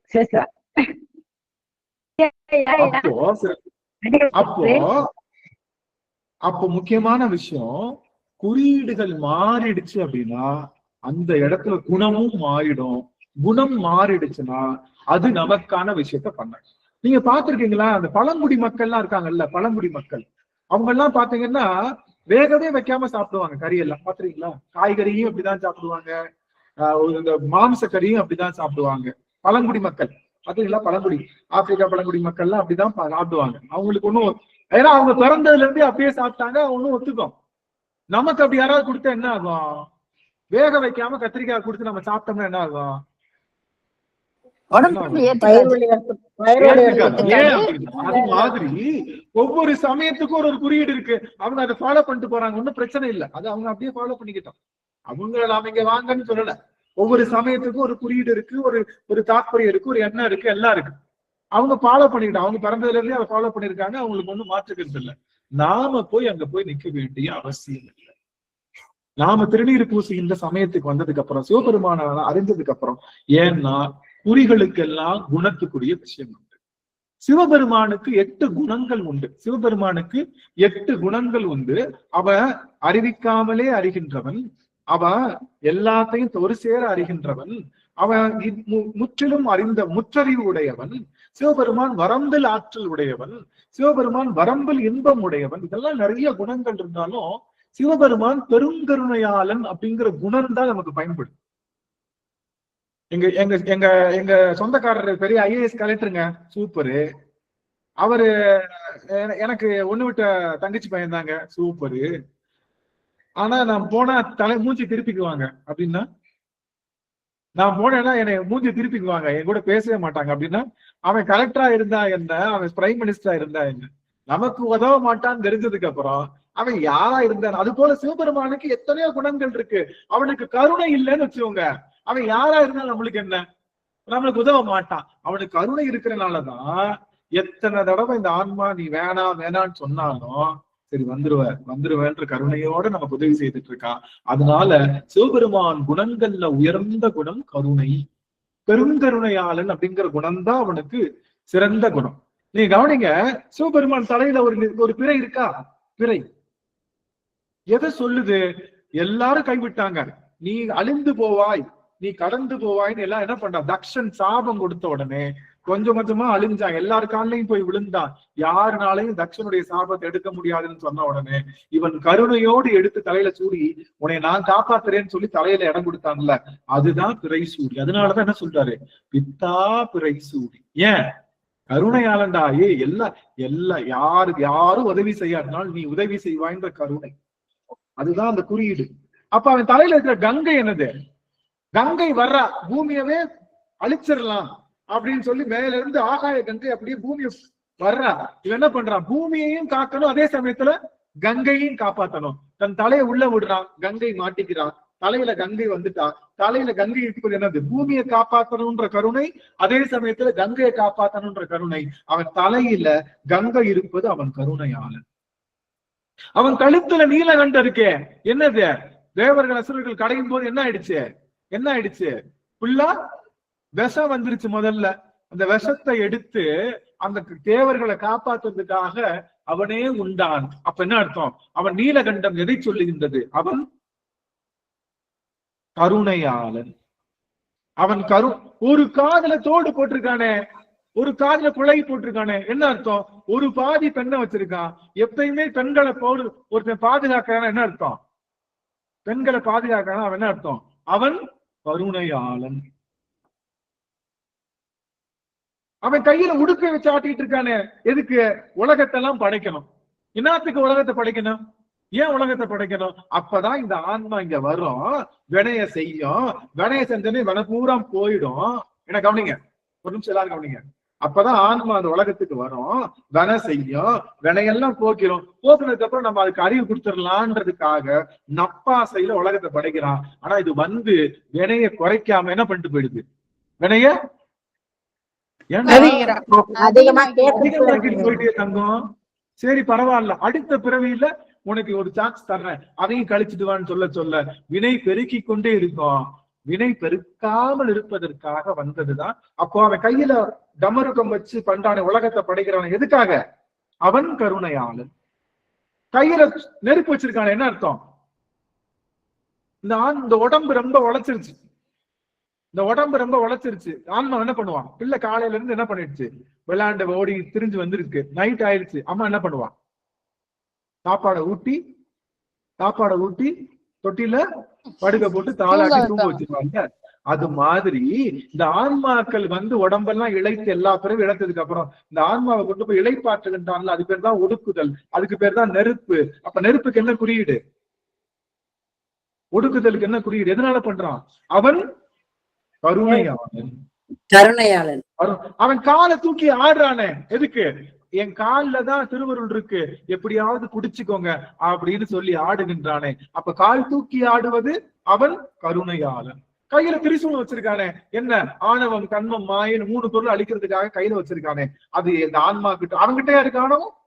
சிவபெருமான்கிட்ட கண்மம் இருக்கா? சிவபெருமான்கிட்ட ஆணவம் இருக்கா? சிவபெருமான்கிட்ட மாயை இருக்கா? இல்ல. சிவபெருமான் இதெல்லாம் ஆணவம், கண்மம், மாயை அழிப்பதற்காக கையில திரிசூலம் வச்சிருக்கானே, எதுக்காக? நம்மகிட்ட இருக்கக்கூடிய. அப்போ அவன் கருணையாளன். அப்போ அவன் இருக்கக்கூடிய குறியீடுகள் எல்லாம் எதை குறிக்குது?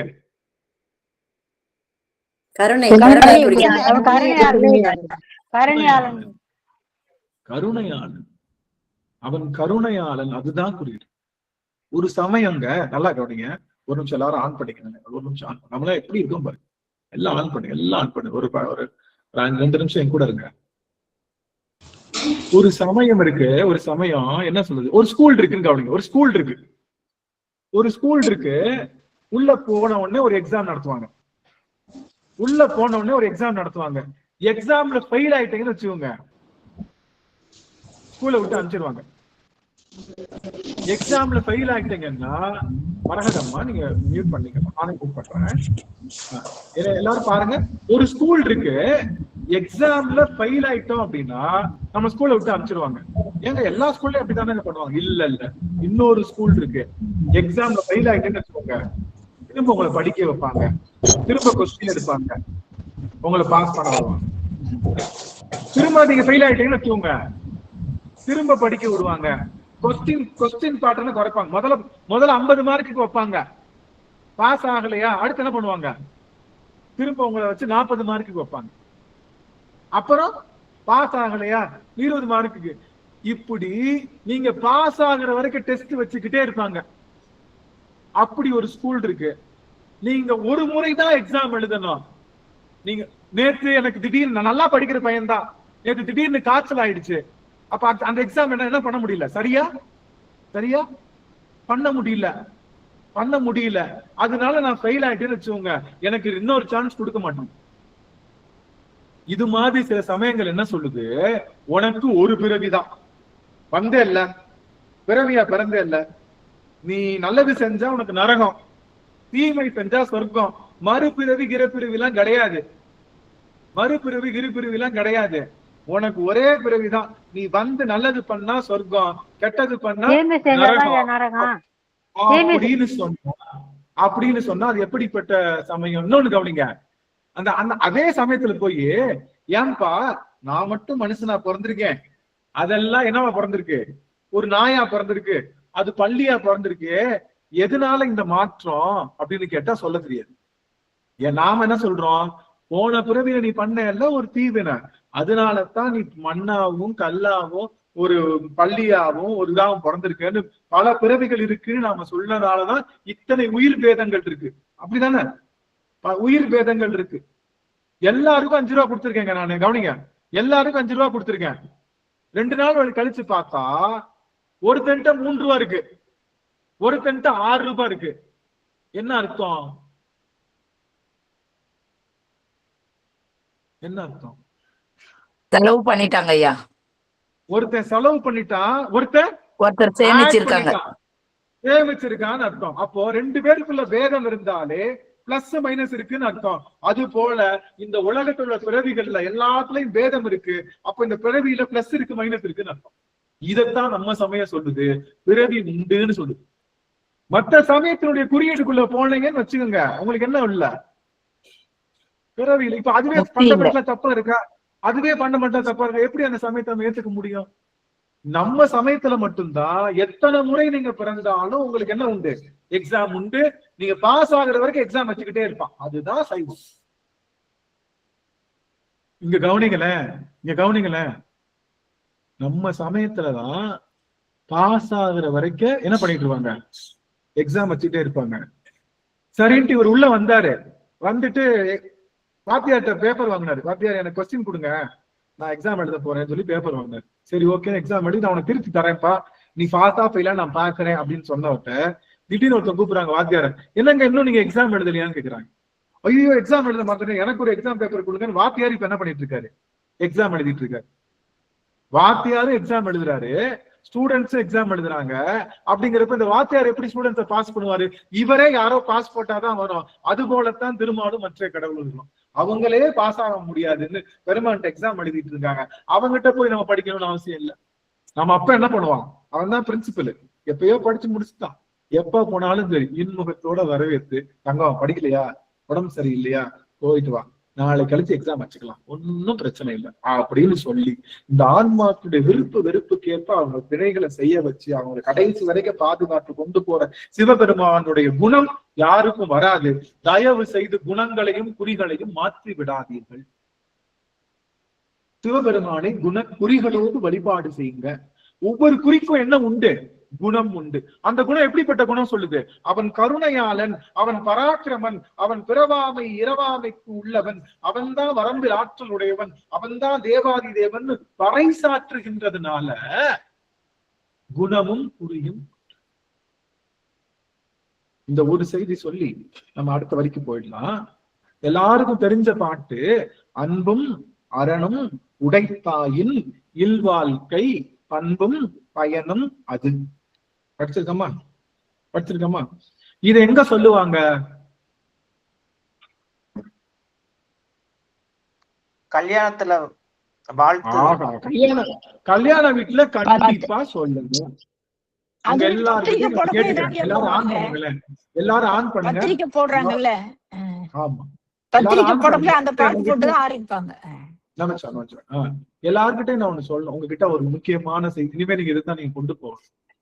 கல்யாண வீட்டுல கண்டிப்பா உங்களுக்கு தெரிஞ்சவங்களா இருந்தா, நீங்க பேசுறதுக்கு வாய்ப்பு இருந்தா, எப்பா ஒரு நிமிஷம் எல்லாரும் உட்காருங்கப்பா, என்ன பண்ணோம் எப்பா, ஒரே ஒரு வார்த்தை மட்டும் கேட்டு போயிடு. பொண்ணு மாப்பிள்ளைக்கு நான் ஒரு செய்தி கொண்டு வந்திருக்கேன், பொண்ணு மாப்பிள்ளைக்கு ஒரு செய்தி கொண்டு வந்திருக்கேன், இதுதான் விஷயம்.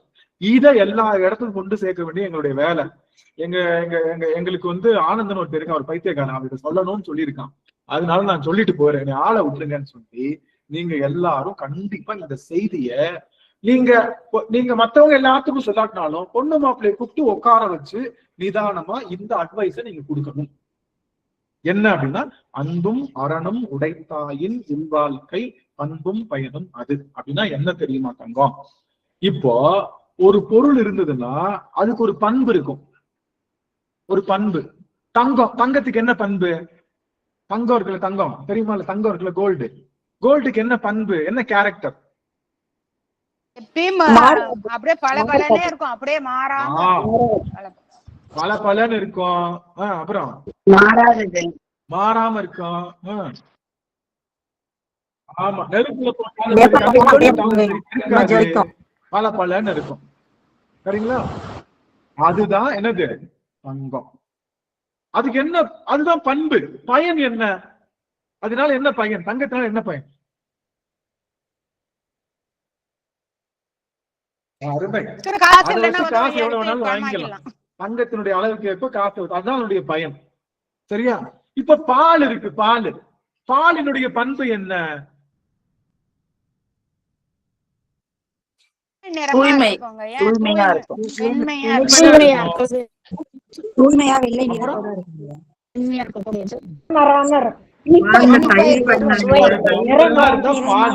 எல்லாருமே சாப்பிடலாம். சேர்த்து கொடுக்கலாங்கய்யா. இப்ப பயன் என்ன? பாலினுடைய பயன் என்ன? பால் எதுக்காக பயன்படுத்துறோம்? தாய்ப்பாலுக்கு இணையான சத்துள்ளது நெய்க்கு பயன்படுத்தலாம். உயிருக்கும் உடலுக்கும் ஆற்றல் கொடுக்கக்கூடியதுங்க. ஆமா. இப்ப பால் வந்து சிவபெருமான பூஜைக்கு சொல்றோம், பட் பால் வந்து அருந்துவதற்கு தான். நல்லா கவனிங்க, சிவபெருமானுக்கு ஊத்துனா கூட ஊத்துன பாலை என்ன பண்ணோம்? ஊத்துன பாலை அருந்தணும். ஊத்துன பாலை அருந்தணும். சில பேர் அருந்த மாட்டாங்க, அப்படியே கீழே வீட்டுல வச்சுக்குவாங்க சாமிக்கு. நல்லா கவனிங்க, கோவில் எல்லாம் மாலை போடுவாங்கல்ல, கோவில சாமிக்கு சூடிய மாலைகளை யாராவது பெரியவங்க வந்தா, ஒருத்தவங்க வந்தா சாமிக்கு சூடிய மாலையில என்ன பண்ணுவாங்க? நமக்கு போடுவாங்க இல்லையா? போடுவாங்கல்ல. போட்டா கழுத்துல போட்டோம்னா என்ன பண்றது? நம்ம எல்லாம் என்ன பண்ணுவோம்?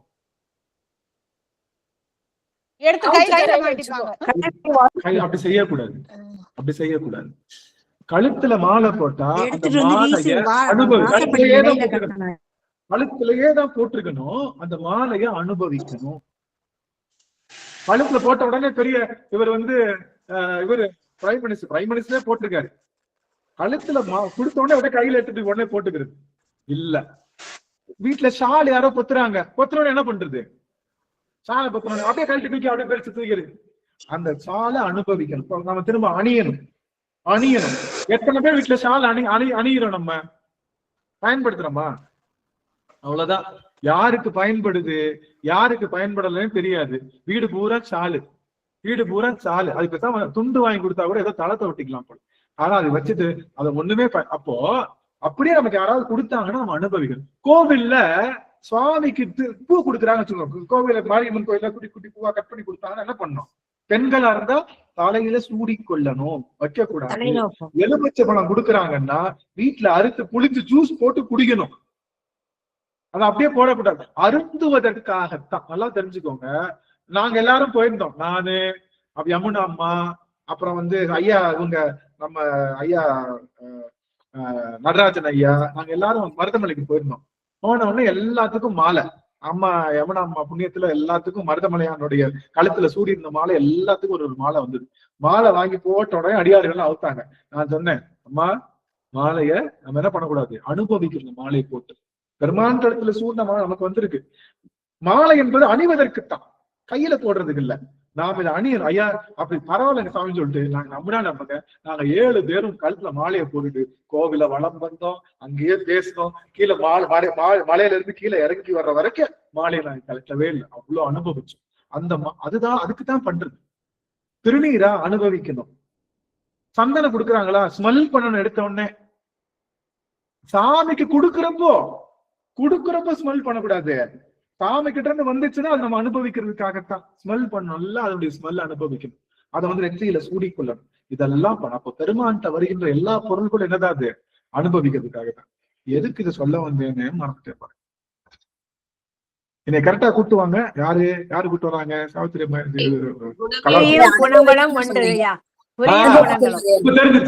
தெரிஞ்சிருச்சு. இப்ப இல்லைங்கய்யா, அன்பு மாறணும் சொன்னீங்க, பொண்ணு மாப்பிள்ளை உட்கார வச்சு அதை சொன்னேன். நான் எங்க சொல்ல வந்தேன்னா, பாலுக்கு தான். பால் என்பது அபிஷேகத்துக்குரியதல்ல, அருந்துவதற்குரியதுதான். அபிஷேகம் பண்ணாலும் என்ன பண்ணும்? ஃபைனலா அபிஷேகம் பண்ணாலும் ஃபைனல் என்ன பண்ணும்? அருந்தணும். பால் அருந்துவதனால என்ன கிடைக்குது? உடலுக்கு ஒரு ஊட்டம் கிடைக்குது. அது மாதிரி நல்லா கவனிங்க.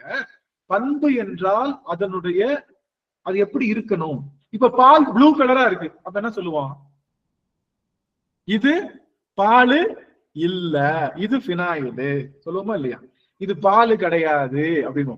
அப்போ தன்னுடைய பண்புல இருந்து கெட்டு போச்சுன்னா அது என்ன பண்ணாது? பயனுக்கு வராது. பண்பு கெட்டு போச்சுன்னா பயனுக்கு வராது. அது மாதிரி கவனிங்க. அது மாதிரி குடும்பத்துக்கு என்ன குறியீடு? அன்பும் அரணும் உடைத்தாயின் இல்வாழ்க்கை பண்பு. அப்ப இல்வாழ்வுக்கு எது பண்பு அப்படின்னா, நல்லா சொல்லுங்க, அன்புன்னு சொல்லிட்டாங்க. இல்வாழ்க்கைக்கு எது பண்பு? இல்லறத்துக்கு எது பண்பு? அன்புதான். அறம் கிடையாது, அன்புதான் பண்பு. சப்போஸ் அன்பு இல்ல, அப்ப என்ன அர்த்தம்? அங்க பண்பு இல்லைன்னு அர்த்தம். அங்க அந்த பண்பு இல்லாட்டி அது என்னது? பண்பு இல்லாட்டி அது என்னது? நிம்மதி இல்லாம இருக்கும், நரகமாயிரும்.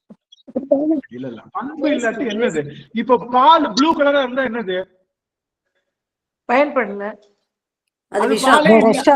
அது பாலே தன்மை இல்லாத ப்ளூ கலரா இருந்தா அது பாலே கிடையாது. ஆமா தானே? பண்பு இல்லைன்னா அந்த பண்பு அந்த பொருளே கிடையாது. அது மாதிரி அன்பு இல்லைன்னா அது குடும்பமே கிடையாது. அன்பு இல்லாட்டி என்னது? அன்பு இல்லாட்டி அது குடும்பமே கிடையாது. எப்படி பால் ப்ளூ கலரோ அது போல அன்பில்லாத கணவனும் அன்பில்லாத மனைவியும் அது குடும்பமே இல்ல, அது குடும்பம் கிடையாது. அது என்னமோ ஒண்ணு. நல்லா கவனிங்க. பால் எப்படி பயன்படுகின்றதோ, பால் எப்படி பயன்படுது? குடிக்கிறதுக்கு. அது மாதிரி இல்லறம் எதுக்கு பயன்படணும்னா அறம் செய்வதற்கு பயன்படணும். அதுதான் அன்பும் அரணும். எதுக்கு? பண்பும் பயனும். எதுனுடைய பண்பு? இல்லறத்தினுடைய பண்பு எது? இல்லறத்தினுடைய பண்பு என்ன சாமி? அன்பு. அன்பு மரணம். பயன் எது? பயன் எது? பண்பும் பயன். அறம். பயன் என்பது அறம். இல்லறம் என்பதனுடைய பண்பு அன்பு, அதனுடைய பயன் என்பது அறம். எப்படி பால் வெண்மையாகவும் தித்திப்பாகவும் இருந்தாதான் அதை பயன்படுத்த முடியுமோ, அது போல இல்லறம் என்பது அன்பா இருந்தாதான் பயனுக்கு வரும். எந்த பயனுக்காக இல்லறம் இருக்குதுன்னா அறம் செய்வதற்காக. இந்த செய்தியை மட்டும் நாம சொல்லிடணும். யார்கிட்ட? அம்மா நீங்க 2 பேரும் அன்பா தான். அன்பு இல்லாட்டி நீங்க குடும்பமே கிடையாது, நீங்க கணவன் மனைவியே கிடையாது. உங்களுக்குள்ள மட்டும் அன்பு செலுத்தக்கூடாது, வர்றவங்க கிட்டயும் அன்பு செலுத்தணும். நல்லா கவனிங்க. வீட்டுக்கு வராங்களா, வாங்க உட்காருங்க, தண்ணி சாப்பிடுங்க, இதெல்லாம் அன்பு. அவங்களுக்கு நம்ம சாப்பாடு போடுறோம்ல, அது பேர் அறம். அது பேர் இது செய்வதற்காகத்தான் இல்லற இருக்கு. இந்த அம்மா என்ன பண்ணுது, முதல்ல எடுத்த உடனே உங்க வீட்டு அம்மா வரக்கூடாது, உங்க அம்மா வரக்கூடாது, உங்க தங்கச்சி வரக்கூடாது, முதல்ல அவங்க எல்லாம் கட் பண்ணு. நாம 2 பேரும் மட்டும்தான் என்ன பண்ணணும், என்ஜாய் பண்ணணும், நல்லா என்ஜாய் பண்ணணும்னு சொல்லி கல்யாணம் முடிச்சு 4வது நாள்லயே 2 பேரும் சண்டை போட்டு பிரிஞ்சு கோர்ட்டுக்கு வாசல்ல கேஸ் நின்னா அது எப்படி? அப்ப அன்பு சொல்லி தரல. நாம எல்லாம் என்ன பண்றோம், ப்ரீ வெட்டிங் போட்டோ ஷூட் சொல்லி தர்றோம், மேக்கப் மேனை கூப்பிட்டு மேக்கப் போட சொல்லி தர்றோம், போட்டோகிராஃபரை கூப்பிட்டு போட்டோகிராஃபரை சொல்லி தர்றோம். எல்லாம் கவனிக்கிறீங்களா? போட்டோகிராஃபர் வச்சு போட்டோகிராஃபரை சொல்லி தரோம். இது எல்லாம் சொல்லி கொடுக்குறோம். ஆனா என்ன சொல்லி தர்றதுன்னா, கூப்பிட்டு உட்கார வச்சு பையனையும் பொண்ணையும் உட்கார வச்சு நல்லா கவனிச்சுக்கோங்க, நீங்க 2 பேரும் அன்போட தான் இருக்கணும். உங்ககிட்ட மட்டும் இல்ல, எல்லாருக்கிட்டையும் அன்போட தான் இருக்கணும். அன்போட இருக்கிறது மட்டும் கிடையாது, அறம் செய்யணும். அறம்னா என்னன்னா, எதெல்லாம் செய்யக்கூடாதோ அதெல்லாம் செய்யக்கூடாது. எதெல்லாம் செய்யக்கூடாது? கெட்டது செய்யக்கூடாது, பொய் சொல்லக்கூடாது, களவாடக்கூடாது, இதெல்லாம் நீங்க செய்யக்கூடாது. எதெல்லாம் செய்யணும்? வர்றவங்களை உபசரிக்கணும், உண்மை பேசணும், நல்லது செய்யணும், சாப்பாடு போடணும், அன்பா இருக்கு, இதெல்லாம் இப்ப இதெல்லாம் செய்வதற்காகத்தான் நீங்க இருக்கீங்க. இதுதான் உங்களுடைய முதல் வேலை. இதுக்கப்புறம் தான் மத்த எல்லா வேலைகளும் அப்படிங்கிறத கிளாஸ் எடுத்து அவங்களுக்கு முதல்ல புரியுற மாதிரி சொல்லணும். வேறவங்க கிட்ட சொல்ல வேணாம். என் அக்கா பொண்ணு கல்யாணம், எங்க அக்கா பையன்கிட்ட போய் நான் சொல்லலாம், தப்பு இல்லை. அதுக்காக ஏதோ 4வது 3வது இந்த அம்மா வேற வந்து இந்த அம்மா வாத்தியார்ன்றதுக்காக நம்ம கிட்ட வந்து வேலையை காட்டுது பாரு. கல்யாணத்தன்னைக்கு நிம்மதியா இருக்க விடுதான்னு பாரு. கேட்டா பண்பும் பயனும் அதுன்னு கிளாஸ் எடுக்குது அப்படின்னு அவங்க நினைச்சாங்கன்னா வேணாம், விட்டுருங்க. நம்ம பிள்ளைங்க கிட்ட, நம்ம வீட்டு பிள்ளைங்க கிட்ட, கணவன் மனைவி 2 பேரையும் உட்கார வச்சு நாம சொல்ல வேண்டியது, நீங்க அன்பு செய்வதற்காகத்தான் வந்திருக்கீங்க, கூட்டு குடும்பமா இருக்கணும், மாமியார் மருமகளை அட்ஜஸ்ட் பண்ணணும், உங்களோட மாமனாரை அட்ஜஸ்ட் பண்ணணும், நீ மாமியார் அட்ஜஸ்ட் பண்ணணும், பையனுக்கு எல்லாருக்கையும் சொல்லி அவங்களை சொல்லி கொடுத்தா கண்டிப்பா குழந்தைங்க கேட்பாங்க. ஆனா ஒரு வீட்டுல கூட என்ன பண்றது இல்ல, அட்ஜஸ்ட் பண்ணிராத, போன உடனே என்ன பண்ணிரு, வீட்டு சாவி கொத்தெடுத்து இடுப்புல சொருகிரு, அவங்க அம்மா முதல்ல எப்படி வெளியே தள்ளலான்னு பாரு, அவங்க பொண்ணை எப்படி வெளியே தள்ளலான்னு பாரு, முடிஞ்சா பக்கத்துலயே ஒரு ஆசிரமம் இருந்தா காசை கொடுத்து அவங்கள செட்டில் பண்ணிரு இப்படின்னு சொல்லி அம்மா சொல்லி கொடுத்தா, இந்த அம்மா வீட்டுக்கு ஒரு மருமக வரும்ல, அந்த பிள்ளையும் அதே பண்ண இந்த அம்மா எங்க போவாங்க? இந்த அம்மா பெரியது. அதனால நல்லா கவனிங்க. ஏன் இந்த பண்பும் பையனும் சொல்றேன் அப்படின்னா, நல்லா கவனிங்க. குறியும் குணமும் அது போல இல்லறத்தினுடைய குறியீடு என்பது எது? அன்பு. அன்பு. இல்லறத்தினுடைய குறியீடு அன்பு. இல்லறத்தினுடைய குணம் எது? அறம். அறம். குணமும் குறியிடும், குணமும் குறியும் சொல்வதற்காகத்தான். எப்படி சிவபெருமானுக்கு குணமும் குறியும் இருக்கோ அது போல நம்முடைய இல்லற வாசிகளுக்கும் குணமும் குறியும் உண்டு. நமக்கு தேவையான குணம் என்பது அன்பு, நமக்கு குறி என்பது அன்பு, குணம் என்பது என்னது? அறம் செய்யணும். அறம்னா என்னன்னே சொல்லி தரல. இத எல்லா இடங்கள்லயும் கண்டிப்பா நீங்க 2 பேரையும் உட்கார வச்சு அட்லீஸ்ட் விருந்து கூப்பிடுவாங்கல்ல. அந்த காலத்துல எல்லாம் பாத்தீங்கன்னா கணவன் மனைவியை ஒரு புதிதா கல்யாணம் பண்ணி விருந்து கூப்பிடுவாங்கல்ல. இப்ப எல்லாம் அந்த பழக்கம் இருக்கா? நம்ம ஊர் சைடுல இருக்குதுங்களா? இருக்கு சாமி, இருக்கு இருக்கு. இல்ல வராங்களான்னு கேக்குறேன். அப்படிங்களா? பரவாயில்ல. எனக்கு தெரிஞ்சு இப்ப எல்லாம் வந்து என்ன கிடையாது, எப்பா கல்யாணம் முடிச்சாச்சு, நாங்க என்ன பண்ணிடுறோம், 1 மாசத்துக்கு சுவிட்சர்லாந்து அப்படி இப்படின்னு டூர் போயிட்டு வரோம், அங்க போயிட்டு வரோம், ஹனிமூன் போயிட்டு வரோம், அதுதான் கடைசியில. அப்புறம் 1 மாசம் கழிச்சு வந்த உடனே குழந்தை கன்சீவ் ஆயிடும், அதுக்கப்புறம் எங்கேயும் போக முடியாது, அப்படி விருந்துக்கும் போறது எதுக்கும் போறது இல்ல. அப்படி எனக்கு தெரிஞ்சு இப்ப விருந்துக்கு போறன்ற கலாச்சாரம் கூப்பிடுறதே கிடையாது யாருமே. விருந்துக்கு ஆனா அந்த காலத்துல கன்ஃபார்மா என்ன பண்ணோம், ஒவ்வொரு வீட்டுக்கும் போறப்ப என்ன பண்ணுவாங்கன்னா, இவங்கதான் சொந்தக்காரவங்க, இவங்களுக்கு இவங்க இன்ட்ரோடியூஸ் பண்றப்ப அவங்க அன்பை பார்த்துட்டு அவங்க உபசரிச்சிருக்காங்க இல்லையா, அது உங்க மைண்ட்ல ரெஜிஸ்டர் ஆயிடும். அதுக்கப்புறம் என்ன பண்ணுவாங்க, இன்னொரு 4 நாள் கழிச்சு அவங்க வருவாங்கல்ல, ஏங்க நம்ம வீட்டுல நம்ம போனாங்க 10 காய்கறி வச்சாங்க, நாம ஒரு 12 காய்கறியை போட்டு மாத்தி மாத்தி போட்டு கவனிக்கிற அந்த பண்பு அப்பதான் வரும். அப்ப அந்த அந்த அந்த விருந்து வைக்கிறப்ப என்ன வருது, அன்பும் அறமும் சேர்ந்து வந்துருது. அந்த இடத்துல வந்துருது என்ன வந்தது, அன்பும் வந்துருது, அதே சமயத்துல அறமும் சேர்ந்து வந்துருது. அப்ப இந்த விருந்துன்ற கலாச்சாரமே இப்ப இல்லாம போச்சு. ஆனா உடனே ஹோட்டலுக்கு கூட்டிட்டு போயிடணும்ல, ஹோட்டலுக்கு போயிட்டு வாங்க உங்களை எல்லாத்தையும் ஹோட்டலுக்கு கூட்டிட்டு போற, எல்லாருக்கும் சாப்பாடு வச்சாங்கன்னா அது மாதிரியே போயிடும். அதனால பெருமானுக்கு குணம் என்பது என்ன அப்படின்னா கருணை. குறியீடு என்பது நிறைய இருக்கு. என்ன குறியீடு? சடாமுடி, திருநீரு, கண்டிகை, இது மாதிரி நிறைய குறியீடுகள் பெருமானுக்கு உண்டு. அப்படி நமக்கும் குணமும் உண்டு, குறியும் உண்டு. நமக்கு என்ன குணம் வேணும், நமக்கு என்ன குறியீடு வேணும், அன்புன்ற குறியீடு வேணும். நமக்கு என்ன குணம் வேணும், அறம் செய்ய வேண்டும் என்ற குணம் வேணும். இத வருகின்ற தலைமுறைக்கு நீங்க சொல்லி தரணும். இத வருகின்ற தலைமுறைகளுக்கு நீங்க ப்ரீ வெட்டிங் ஷூட் பண்ணலாமா, முதல்ல லிஸ்ட் போடுவோம்ல, என்ன போடுவோம், கல்யாணத்துக்கு என்னெல்லாம் பண்ணணும் அப்படின்ற மாதிரி லிஸ்ட் போடுவோம். ஆனா நீங்க கவனிங்களேன், இந்த கிறிஸ்டியானிட்டியில ஒரு பெரிய நல்ல பழக்கம் உண்டு. கல்யாணத்துக்கு முன்னாடி மாப்பிள்ளையும் பொண்ணும் சர்ச்சுக்கு போய் ஒரு 15 நாள் கிளாஸுக்கு போகணும். 15 நாள் 2 பேரும் கிளாஸுக்கு போகணும். போயிட்டு அவங்களுக்கு நல் போதனைகள் எல்லாம் சொல்லுவாங்க. சொல்லி அது அவங்களுக்கு இப்ப எப்படி நம்ம வந்து மேக்கப் போடுறதுக்கு, மெஹந்தி போடுறதுக்கு, ட்ரெஸ் எடுக்கிறதுக்கு இதுக்கெல்லாம் ஒரு டைம் போட்டிருக்கோமோ அது போல இப்ப என்ன பண்ணணும், 2 பேரையும் கூப்பிட்டு, எப்பா என்ன பண்ணு, ஒரு 10 நாளைக்கு கோயிலுக்கு போயிட்டு வா, 10 தேவாரம் பாடு, 10 தேவாரத்தை மனப்பாடம் பண்ணுங்க, உங்களுக்கு தெரியாதுனாலும் சரி, இதை மாண்டேட்டரியா ஆக்குங்க. இத பொண்ணு வீடும் செய்து கல்யாணத்துக்கு பூ வச்சுட்டாங்க அப்படின்னா அந்த பூ வச்ச நாள்ல இருந்து அம்மா 4 பாட்டு மட்டும், தோருடைய செவியன் பித்தா குறை சூடி 4 வரை இருக்கிற 4 தேவாரமாவது நீங்க பாடணும். மண்ணில் நல்ல வண்ணம் பாடி மனப்பாடம் பண்ணுங்க. இதுதான் உங்களுக்கு. இப்படி பண்ணி நீங்க 2 பேரும் என்ன பண்ணுங்க, தனியா கிளாஸ் எடுக்க நீங்க சொல்லணும், அவங்க தனியா படிக்க வைங்க. இந்த மாதிரி செய்யறதுனால அவங்க வாழ்க்கை என்ன ஆகும், அன்போடையும் மரத்தோடையும் இருக்கும். நாம என்ன பண்றோம், எதுவுமே பாக்குறது இல்ல, ஜாதகம் பார்த்தோமா, கல்யாணம் முடிச்சோமா, இந்த பிள்ளைக்கு அதனால அந்த அம்மா வந்த உடனே இவரை பிச்சுக்கோன்னு சொல்றதும் அவங்களை பிச்சுக்கோன்னு சொல்றதும் வாழ்க்கையில அது குடும்பமே இல்லாம போயிடும். அப்போ சிவபெருமானுக்கு குறியீடு இருப்பது போல நமக்கும் குறியீடும் குணங்களும் உண்டு. குறியீடை மாத்திட்டோம்னா என்ன ஆகும், அது எதுக்கும் பயன்படாது. அது போல சிவபெருமானுடைய குறியீடு மாத்திட்டாலும் அது எதற்கும் பயன்படாது. அந்த செய்திய எல்லாரும் புரிஞ்சுக்கலாம். இன்னும் ஒரு செய்தி சொல்லி நம்ம நிறைவு செய்யறோம். இன்னும் 10 நிமிஷம் தான். அதனால இது எல்லாரும் கொஞ்சம் ஃப்ரெஷ் ஆயிக்கலாமா, ஒரு நிமிஷம் எல்லாரும் முக்கியமான செய்தி சொல்ல போறேன். அதனால எல்லாரும் கொஞ்சம். அடுத்த வார்த்தை நெறியே போற்றி. அடுத்த வார்த்தை என்னது, நெறியே போற்றி. குணமே போற்றி பார்த்தாச்சு, குறியே போற்றி பார்த்தாச்சு. குறியே போற்றினுடைய ஃபைனல் ரிசல்ட் என்னன்னா இகழ்வாரை பொறுத்தல் தலை. குறியே போற்றினா சிவபெருமானுடைய குறியீடுகள் அனைத்தும் அவன் கருணையாளன் என்ற செய்தியை சொல்லுது. இந்த குணமும் குறியும் தொடர்புடையது, ஒண்ணுக்கு தொடர்புடையது.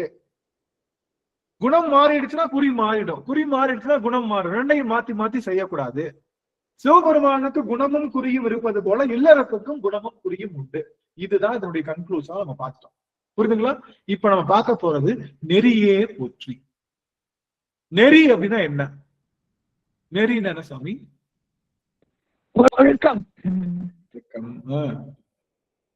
கடைபிடிக்குது, ஒழுங்காக கடைபிடிக்குது நெறி.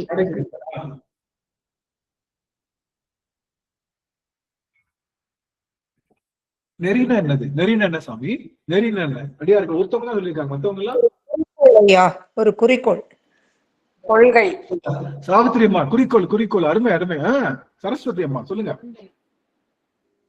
கொள்கை ஐயா. கொள்கை, குறிக்கோள் எல்லாமே கரெக்ட் தான். சூப்பர்.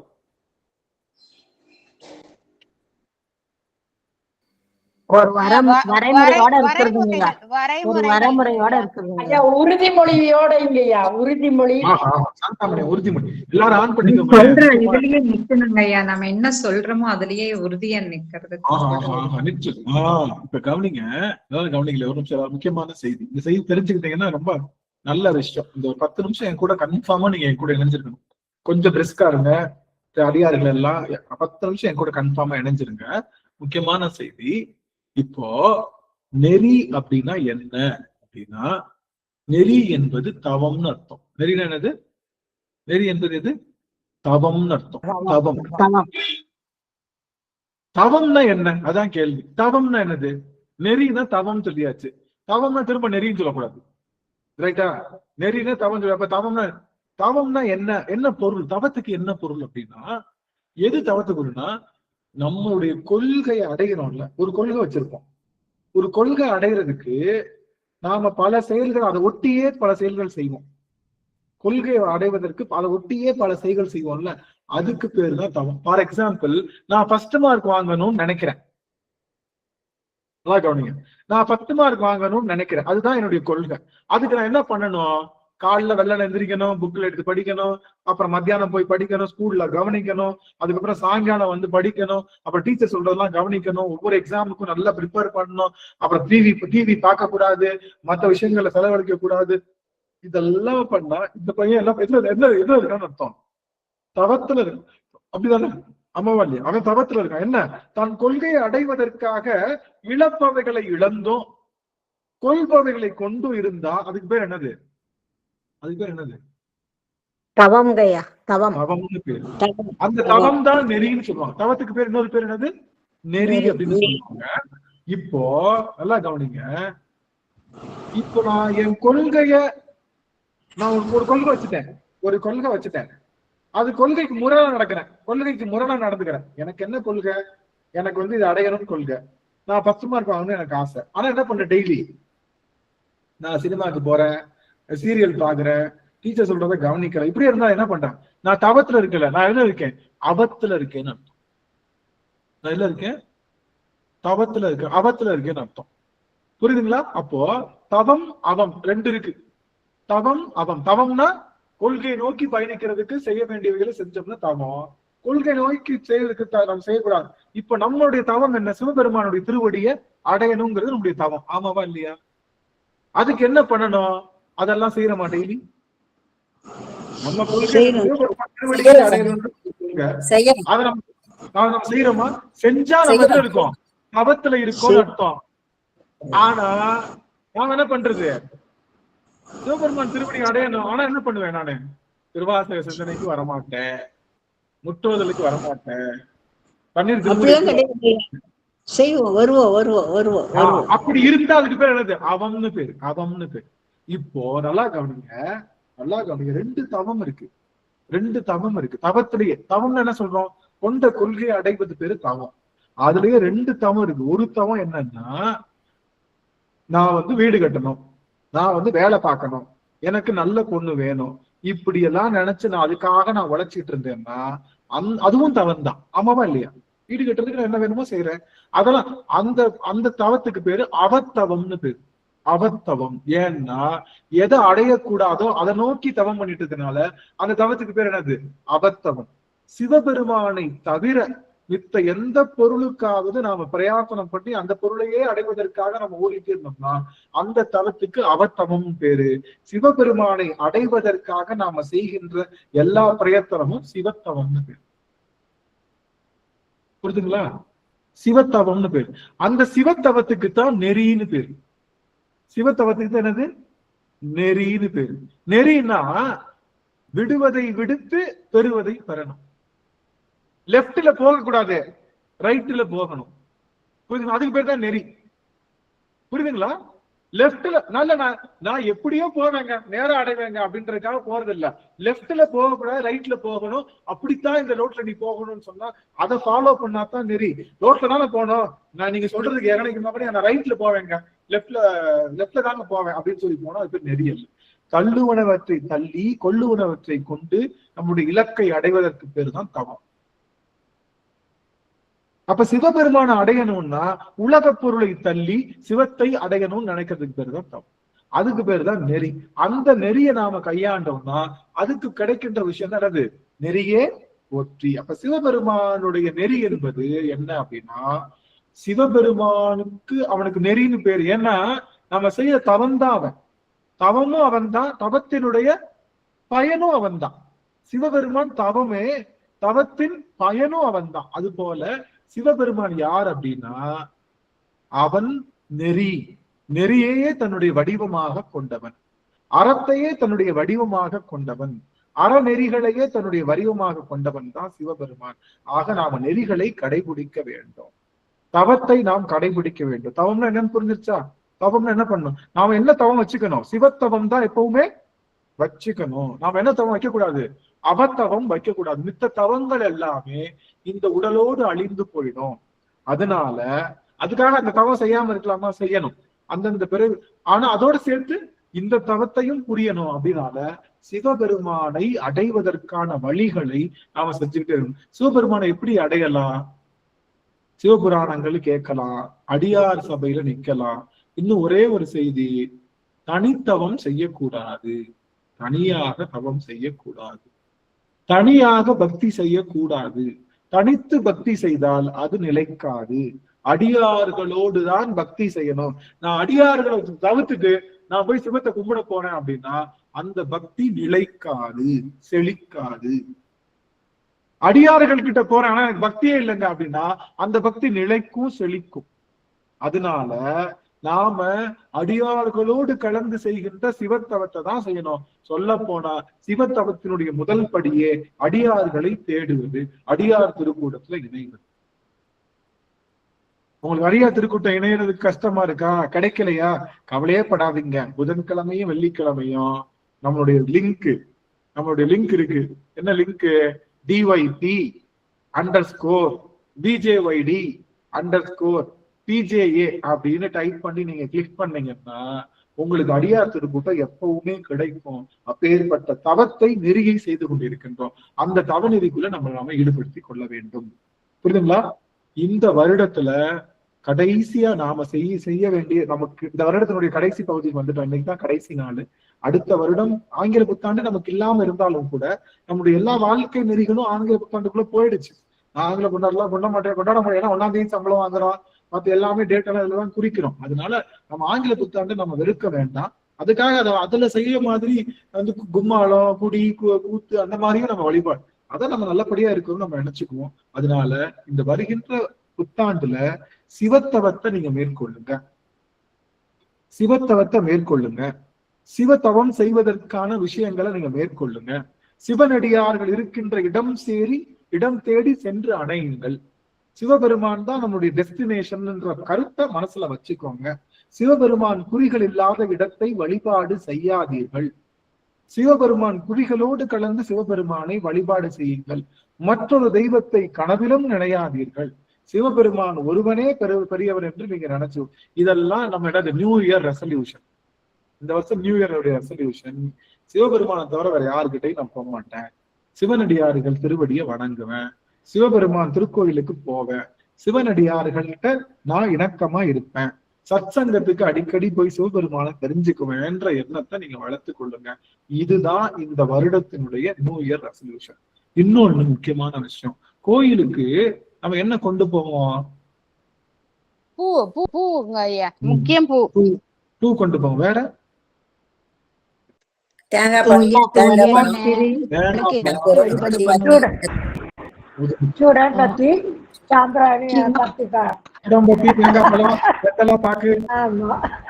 பாக்கு எல்லாத்தையும் கொண்டு போவோம் இல்லையா?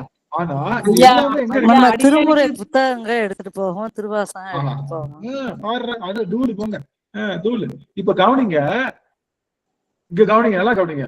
முக்கியமான செய்தி சொல்ல பாருங்க. இனிமே நீங்க கோயிலுக்கு ஒண்ணு ஸ்பெஷலா பெருமாட்டை எடுத்துட்டு போலாம். யாருமே எடுத்துட்டு போகாது, யாருனாலையும் கொடுக்க முடியாது.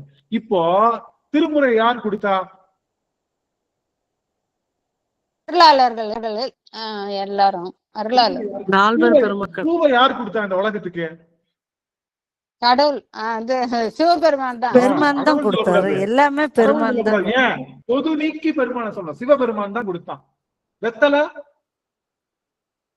பெருமான் கொடுத்தது, நம்ம அப்பந்தான் சார்.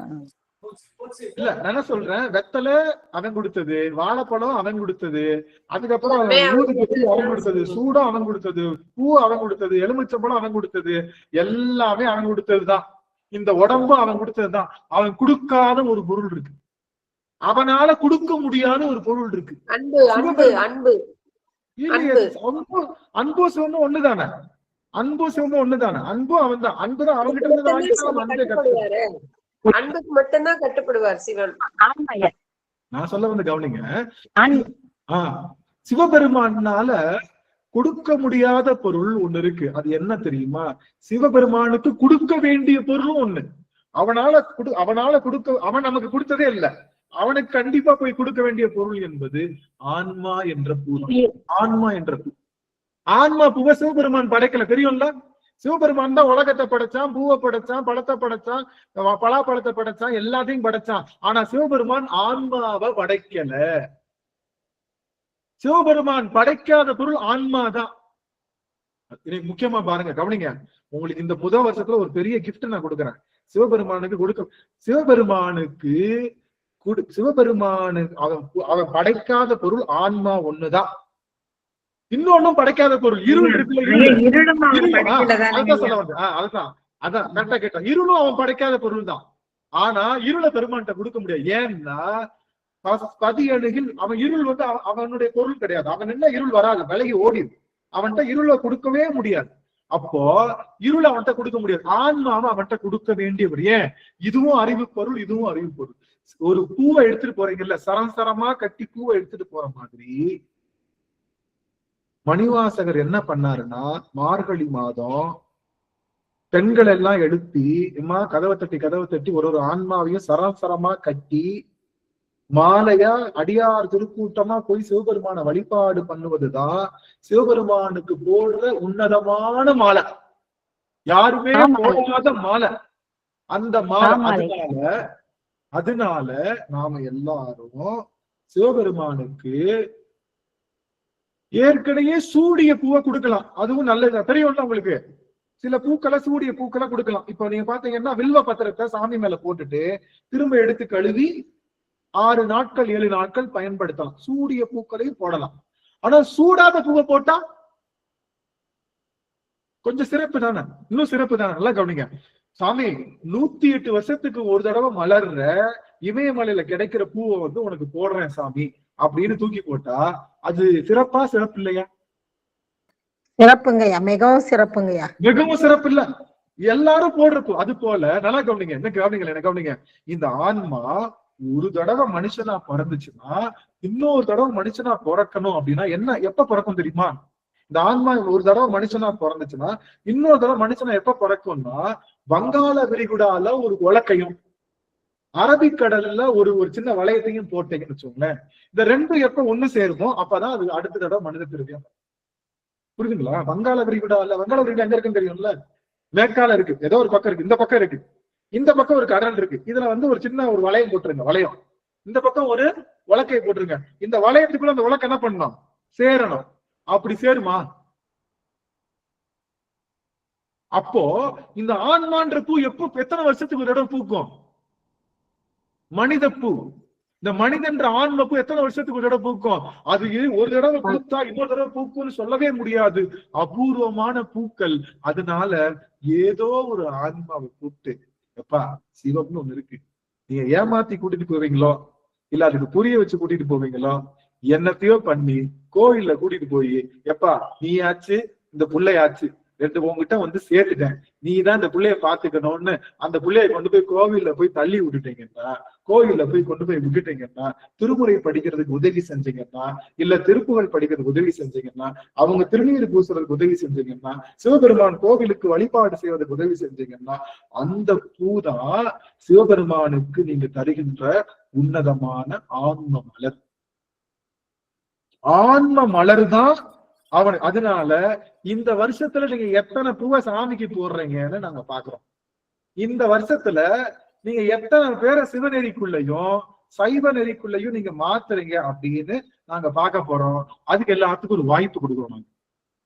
என்னடா ஆனந்து, என்னது இது, ஆனந்து வந்து சும்மா பேச மாட்டானேன்னா அதுக்கு எல்லாத்துக்கும் வாய்ப்பு கொடுக்க போறோம். காஞ்ச மலர்களை போடுறது நல்லதா, மலர்ந்து மலராத போதுகளை போடுறது நல்லதா?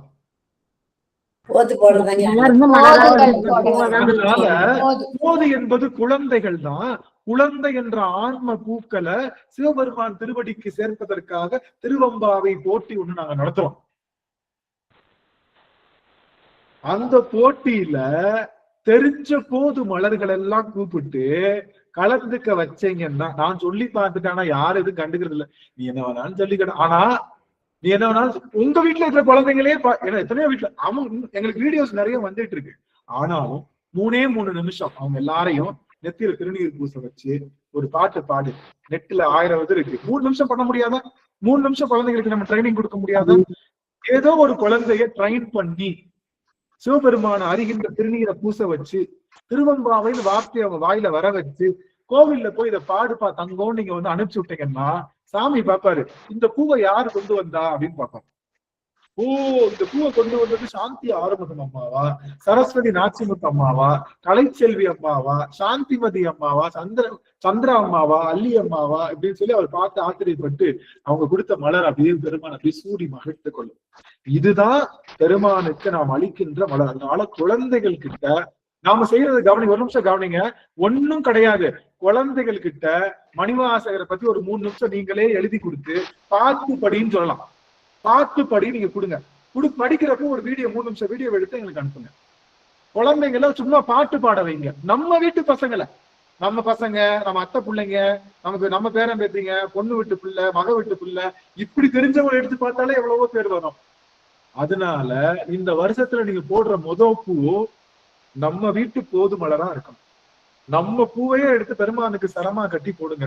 ஒரு பூ போடுறதும் சரமா மாலை போடுறதும் உங்க கைக்கே விட்டுடுற.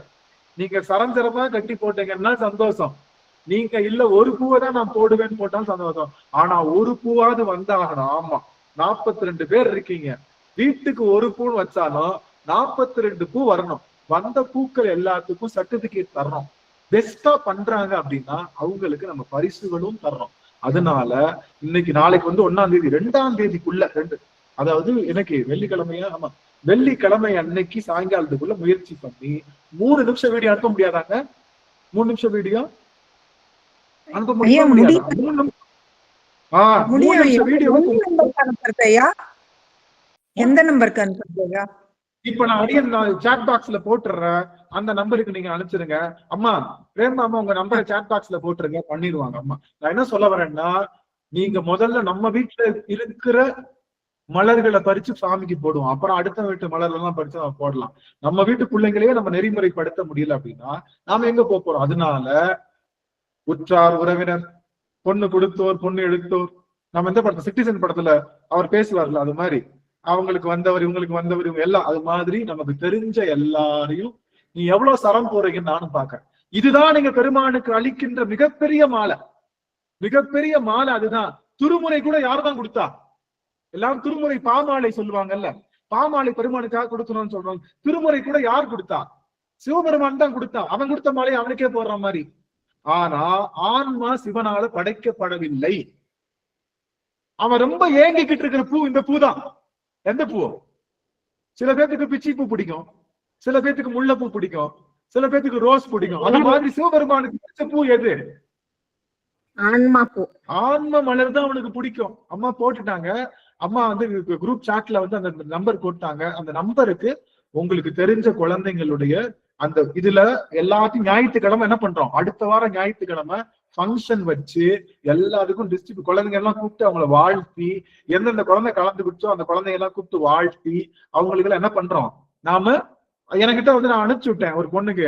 சார் என் பொண்ணு MBBS படிக்கிறாங்க, டாக்டர் படிக்கிறாங்க, அவங்களுக்கு படிக்கணும்னு ஆசைப்பட்டாங்கல்ல, என்ன படிச்சா என்ன, குழந்தைதான், எனக்கு குழந்தைதான், ஒன்றும் பிரச்சனை இல்லை, வயசு கூட இருக்கு, 15 வயசு தான் போட்டிருக்கீங்க, கூட இருக்கு, நீ பரவாயில்ல, நீங்க உங்களுக்கு ஆசை இருக்கா போட்டு அனுப்புங்க, நாங்க ஏத்துக்கிறோம், ஒன்றும் பிரச்சனை இல்லைன்னு சொல்லி சொன்னேன். அதனால நீங்க முடிந்த அளவுக்கு படிக்கிற பிள்ளைங்க, கோயிலுக்கு வரமாட்டேன்னு நினைக்கிற பிள்ளைங்க, கோயிலுக்கு போகணும்னு நினைக்கிற பிள்ளைங்க, அந்த மாதிரி மலர்கள் எல்லாம் பெருமான் ஏங்கி நிக்கிற பூ இந்த பூ தான். அந்த பூவை பெருமானுக்கு சூட கொடுங்க. இந்த வருஷத்துல எத்தனை பூ போட்டு பெருமானை நீங்க பூசிக்கிறீங்க? இதுதான் உண்மையான மலர். பெருமானுக்கு தருகின்ற பெருமான் சூடாத மலர், சூட நினைக்கின்ற மலர் ஆன்ம மலர் தான். அந்த ஆன்மாவை கொண்டு போய் கோயில சேர்த்துருங்க.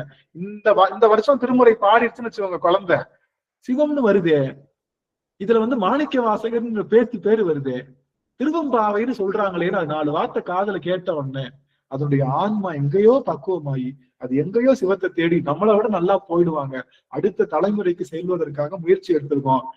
எனக்கு தெரியாது, நியூ இயர் அன்னைக்கு நீங்க கோயிலுக்கு போறீங்களோ, குளத்துக்கு போறீங்களோ, என்ன பண்றீங்களோ, ஒரு ஆன்ம மலர சிவபெருமானுக்காக நீங்க என்கிட்ட கொண்டு வரணும் கூட அவசியம் இல்லை. திருவம்பாவை போட்டி கூட்டிட்டு போன அவசியம் இல்லை. கோயிலுக்கு வராத பிள்ளைங்களை கூட்டிட்டு போங்க. கூட்டிட்டு போய் வாமா கோயிலுக்கு போறோம், கண்டிப்பா பக்கத்து இருக்காருக்குள்ள இருக்கா, நாங்க கோயிலுக்கு போறோம், வாமா சிவபெருமான் நல்லவர் பாருமான்னு சொல்லி கூட்டிட்டு போய் அவங்க நெத்தி நிறைய திருநீரை போட்டு சாமி கும்பிடுவாங்க. அது போதும். நீ திருவம்பாவை போட்டிக்கு வாங்கன்னு சொன்னதெல்லாம் சும்மா ஒரு காமெடிக்கு தான், முடிஞ்சா செய்யுங்க. ஆனா ஒரு குழந்தைய திருமுறையும் ஒரு பெருமானுடைய அந்த அருள் நிலையும் அவனுடைய குறியீடுகளை இதெல்லாம் கொடுத்து அவங்களை சரிப்படுத்துங்க. இதுதான் நம்மளுடைய நியூ இயர் கிஃப்ட். யாரு கொடுக்க போறோம்? யாரு கொடுக்க போறோம்? பெருமானுக்குதான், சிவனுக்குதான், சிவபெருமானுக்கு கொடுக்க போறோம். சிவபெருமானுக்கு சிவபெருமான்கிட்ட இனிமே நாம கிஃப்ட் எதிர்பார்த்து இல்ல. நீ எனக்கு எப்பயுமே கூட இருக்க, உன்னை விட பெரிய கிஃப்ட் என்ன, உனக்கு நான் ஒரு கிஃப்ட் தரேன் பாரு. இந்த செய்திய சாந்தி ஆறுமுகம் அம்மா அவர்கள் கொங்கு நாட்டுல அவங்க பல வருடங்களுக்கு முன்னதாகவே எப்படி மாணிக்க வாசக ஒவ்வொரு கதவையும் தட்டி தட்டி எல்லாரையும் கூட்டிட்டு போய் அந்த திருவண்ணாமலையார் திருவடிக்கு சேர்த்தாங்களோ அது போல அம்மையார் அவர்கள் மொத்த கொங்கு மண்டலத்திலையும் திருமுறை வகுப்புகளை நடத்தி இன்னைக்கு கொங்கு மண்டலத்துல எனக்கு தெரிஞ்சு யாரை கேட்டாலும் நாங்க சைவத்துக்குள்ள வந்தோமா அம்மாதான் காரணம், திருமுறை பாடுறோமா அம்மாதான் காரணம், நாங்க இன்னைக்கு திருவாசகம் முற்றோதல் பண்றோமா அதுக்கு அம்மாதான் எங்களுக்கு மெட்டு போட்டே கொடுத்தாங்க, அவங்கதான் மூல காரணம் அப்படின்னு சொல்லி அம்மா பல சரங்களையும் பல மாலைகளையும் சொல்லியிருக்காங்க. அதே சமயத்துல நம்மளுடைய நடுநாட்டுல பிரேமா அம்மா அவர்கள் சும்மா போறவங்க வர்றவங்க உக்காந்தவங்க நின்னவங்க எல்லாத்தையும் குடிச்சு வேலைக்குள்ள ஏத்தி ஊரு ஊரா சம்பந்தமையா போய் அவங்க எல்லாரையும் கையில போய் ஏத்தி அப்படிப்பட்ட தொண்டுகள் செய்த 2 பெண்மணிகள் 2 அம்மையார்கள் எல்லாம் நமக்கு ஒரு வரமா அமைஞ்சிருக்காங்க. அவங்க இங்க பல மலர்களை சூடி கொடுத்திருக்காங்க. அந்த வகையில நாமளும் ஒரு மலரா இருக்கோம். அவங்களுடைய திருவடி தாமரைகளை நாங்க வணங்கி மகிழ்கின்றது நல்ல நாள் அப்படின்னு சொல்லி அதை நிறைய தொண்டுகள் செய்யறாங்க. எனக்கு தெரிஞ்சு 2 பேரு ரொம்ப ரொம்ப காலம் செஞ்சிட்டு இருக்காங்க, இன்னைக்கும் விடமாட்டாங்க. அதனால அவங்களுக்கு என்னுடைய நன்றிகள். நாமும் பெருமானுக்கு தெரிஞ்ச இடங்கள்ல போய் கூச்சமே இல்லாம என்ன பண்ணுவாங்க, மாணிக்கவாசல் ஒவ்வொரு வீடா கதவை தட்டு வரல, கூச்சமே பண்ண வேணாம், என்னப்பா வீட்டுல இது இருக்கு நான் உங்களுக்கு அனுப்புறேன், ஒரு டான்ஸை போட்டு அனுப்புங்க, இதெல்லாம் பண்ணுங்கன்னு குழந்தைங்க கிட்ட இல்லங்கள் தோறும் எழுந்துருளி நீங்க எல்லாருக்கும் பறைசாற்றுங்க, நல்ல விதத்தை சொல்லுங்க. இது செஞ்சா ஓகே, இல்லாதனால அவங்களுக்கு எல்லாருக்கும் ஒரு நல்ல ஆன்ம மலர்களை பெருமானுக்கு சூட கொடுங்க என்று சொல்லி இந்த அளவுல அடிய நன்றி வாழ்த்துகின்றேன். எல்லாருக்கும் இனிய ஆங்கில புத்தாண்டு நல்வாழ்த்துக்கள். இன்னும் சில மணி நேரங்கள்ல பிறக்கின்ற இந்த புத்தாண்டு எல்லாருக்கும் எல்லா விதமான வளங்களையும் அருள் நலமும் பொருள் நலமும் மனநலமும் உடல் நலமும் எல்லா நலங்களையும் ஒரு சேர தந்து இனி வருகின்ற வருடங்கள் முழுக்க பெருமானை துதிக்கின்ற நல்ல சிந்தனையும் நல்லறிவும் பெற்று பெருமானை பூசிக்கின்ற காலச்சூழலையும் கொடுத்து நமக்கு இகபர சௌபாக்கியங்கள் எல்லாம் கொடுத்து குருவினுடைய பூரணத்துவமான குருவர்களையும் கொடுத்து உங்க எல்லாருக்கும் பெருமான் பூரணமா நிலைத்து நிற்கணும் அப்படின்ற வாழ்த்து செய்திகளை அடியேன் குருநாதர் குருவடி மூலமாக வணங்கி மகிழ்ந்து உங்க எல்லாருக்கும் சொல்லி மகிழ்கின்றேன். உங்க எல்லாருக்கும் இந்த எழுதி வச்சுக்கோங்க, இந்த வருடம் நினைக்கின்ற அத்தனையும் ரொம்ப வெற்றியோடு எல்லா அருமையான ஒரு நிலைகளோடு உங்க எல்லாருக்கும் சிறப்பா இருக்கும். நீங்க எல்லாரும் நல்லா இருப்பீங்க, எந்த குறையும் எப்பொழுதும் வராது. எல்லாரும் நல்ல நலம் வீடு புகழ் பெற்று பெருமானுடைய திருவடி பேர்ல எல்லாரும் சிறப்பா இருக்கணும்னு சொல்லி வாழ்த்தி இந்த இதை நிறைவு செய்யறோம். நம்ம போறது இல்ல, 2 நிமிஷத்துல நிறைவு செய்ய போறோம். அதனால இருந்து முடிவு பண்ணிட்டு எல்லாரும் போய்க்கலாம். அம்மா நிறைவு செய்யும் முகமாக பிரேமா அம்மா அவர்கள் வாழ்த்து செய்யும்.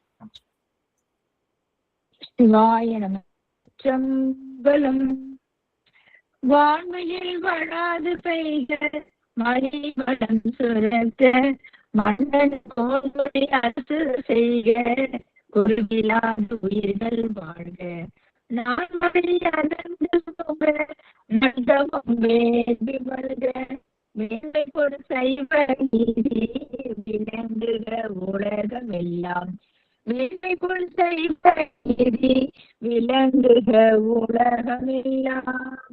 திருச்சிற்றம்பலம். நல்லையா சிவாயனம். அனைத்தடியார் திருடைய தமிழ் சென்னுமே சுற்றி வணங்குகிறேன். அனைத்தடியார்களுக்கும் புத்தாண்டு வாழ்த்துக்கள். நன்றி சுவாமி. அடியார்களுக்கு ஒரு வாய்ப்பு, அடியார்களுக்கு வாய்ப்பு. அடியார்கள் என்னுடைய கருத்துக்கு உடன்படலாம், என்னுடைய கருத்துக்கு முரண்படலாம், இல்ல ஏதாவது ஐயப்பாடுகள் இருந்தா கேட்கலாம். உங்களுக்கான 2 அடியார்களுக்கு மட்டும்தான் வாய்ப்பு. உங்களுக்கான கால அவகாசம் 60 வினாடி துளிகள் மட்டும்தான், அதுக்கு மேல நீங்க எடுக்க கூடாது. அப்படி எடுத்தீங்கன்னா நான் அம்மா நீங்க அதிகமா பேசுறீங்க அப்படின்னு சொல்லி நான் ஸ்டாப் பண்ணிடுவேன். அதுக்குள்ள நீங்க முடிச்சிடணும். பிரேமா அம்மா அவர்கள் கடமை வைத்திருக்காங்க. சுவாமி சிவாய் நமக்கு. அதாவது தனித்தவம் செய்யக்கூடாது அப்படின்னு சொல்றீங்க இல்லைங்கய்யா, அடியாரோட திருக்கூட்டத்தோட நம்ம தவம் செய்யணும் அப்படின்னு. அதாவது தனித்தவம் செய்யக்கூடாது அப்படின்னு சொன்னீங்க இல்லைங்கய்யா. அப்படி பார்த்தா நம்ம அருணிகர்நாதெல்லாம் தனித்தவம் தானே பண்ணிருக்கிறாங்க. 12 ஆண்டுகள் அப்படியே தனியா தானே எதுவும் தவம் பண்ணிருக்கிறாங்க. எல்லா அடியாரும் பார்த்தீங்கன்னா தனி தவம் பண்ணி தானே அந்த நிலைக்கு போறாங்க எல்லாரும். இப்ப உண்மையில நீங்க சொல்றது மெய்யடியாருக்கு வேணும், மெய்யடியாரு இல்லைன்னா நமக்கு அந்த இது கிடையாது. அப்ப நம்ம என்ன செய்யணும், தனித்திரு எல்லாமே பெரிய அருளெல்லாம் தனித்திருதான் அப்படி எல்லாம் சொல்லிட்டு இருக்காங்க. அதனால அது சரிதானான்றது எனக்கு ஒரு கேள்விங்கய்யா. அருமையான கேள்வி. தூளு தூளு. அதே அருணகிரிநாதர் தான் பாடுறாரு, பாத மலர் சூடும் அடியார்கள் பதமே துணையது என்று நாளும் ஏறுமையில் ஏறு குகா சரவணாயன மானமுனக. அதுல பாடியிருக்காரு, பாதமலர் சூடும் அடியார்கள் பதமே துணை என்று நாள். அப்படி தனித்தவம் செஞ்சவருக்கு எது துணையா? தனித்தவம் செஞ்சு முருகப்பெருமானே வந்து வேல்ல எடுத்து நாவல ஓம்னு எழுதி அருணகிரி பாடுன்னு சொல்லி முருகப்பெருமானே வந்து நின்னதுக்கு அப்புறம் எது துணையா? விழிக்கு துணை திருவெண்மலர் பாதங்கள், மெய்மை குன்றா மொழிக்கு துணை முருகா எனும் நாமங்கள்னு சொன்னவரு ஆறுமுகம் ஆறுமுகம் ஆறுமுகம் ஆறுமுகம் ஆறுமுகம் ஆறுமுகம் என்று கூறி அதுக்கடுத்த வார்த்தை ஆகமணி மாதவர்கள் பாத மலர் சூடும் அடியார்கள் பதமே துணையது என்று நாளும். முருகப்பெருமான பார்த்தவருக்கு எது துணையா? ஆகமணி மாதவர்கள் பாதமலர் கூடும் அடியார்கள் யாரு? அடியாருக்கு அடியன்னு சொன்னார் இல்லையா, அதுக்குதான் அது அர்த்தம். ஆகமணி மாதவர்கள், மாதவம் செய்தவர்கள் இருக்காங்க இல்லையா, அவங்களுடைய பாதமலரை சூடியிருக்காங்கல்ல, தவம் உடையவர்களை வணங்குபவர்கள், அவர்களுடைய பாதத்தை என்னுடைய தலையில சூட்டி அவர்கள் தான் எனக்கு துணைன்னு சொல்றாரு யாரு? அருணகிரிநாதர். அப்போ தனித்தவம் பண்ணவரு தனித்தவம் பண்ணுங்கன்னு சொல்லிட்டு போயிடலாம். சுந்தரர் என்ன பண்றாரு? தனித்துவம் பண்ணிதான் பெருமான பெற்றிருந்தாலும் என்ன பண்றாரு? அடியார்க்கும் அடியேன் சொல்றாரு. ஆக தனித்தவம் என்பது இறைவனை காட்டலாம், ஆனா இறைவனை அடைய வைக்க முடியாது. அடியார்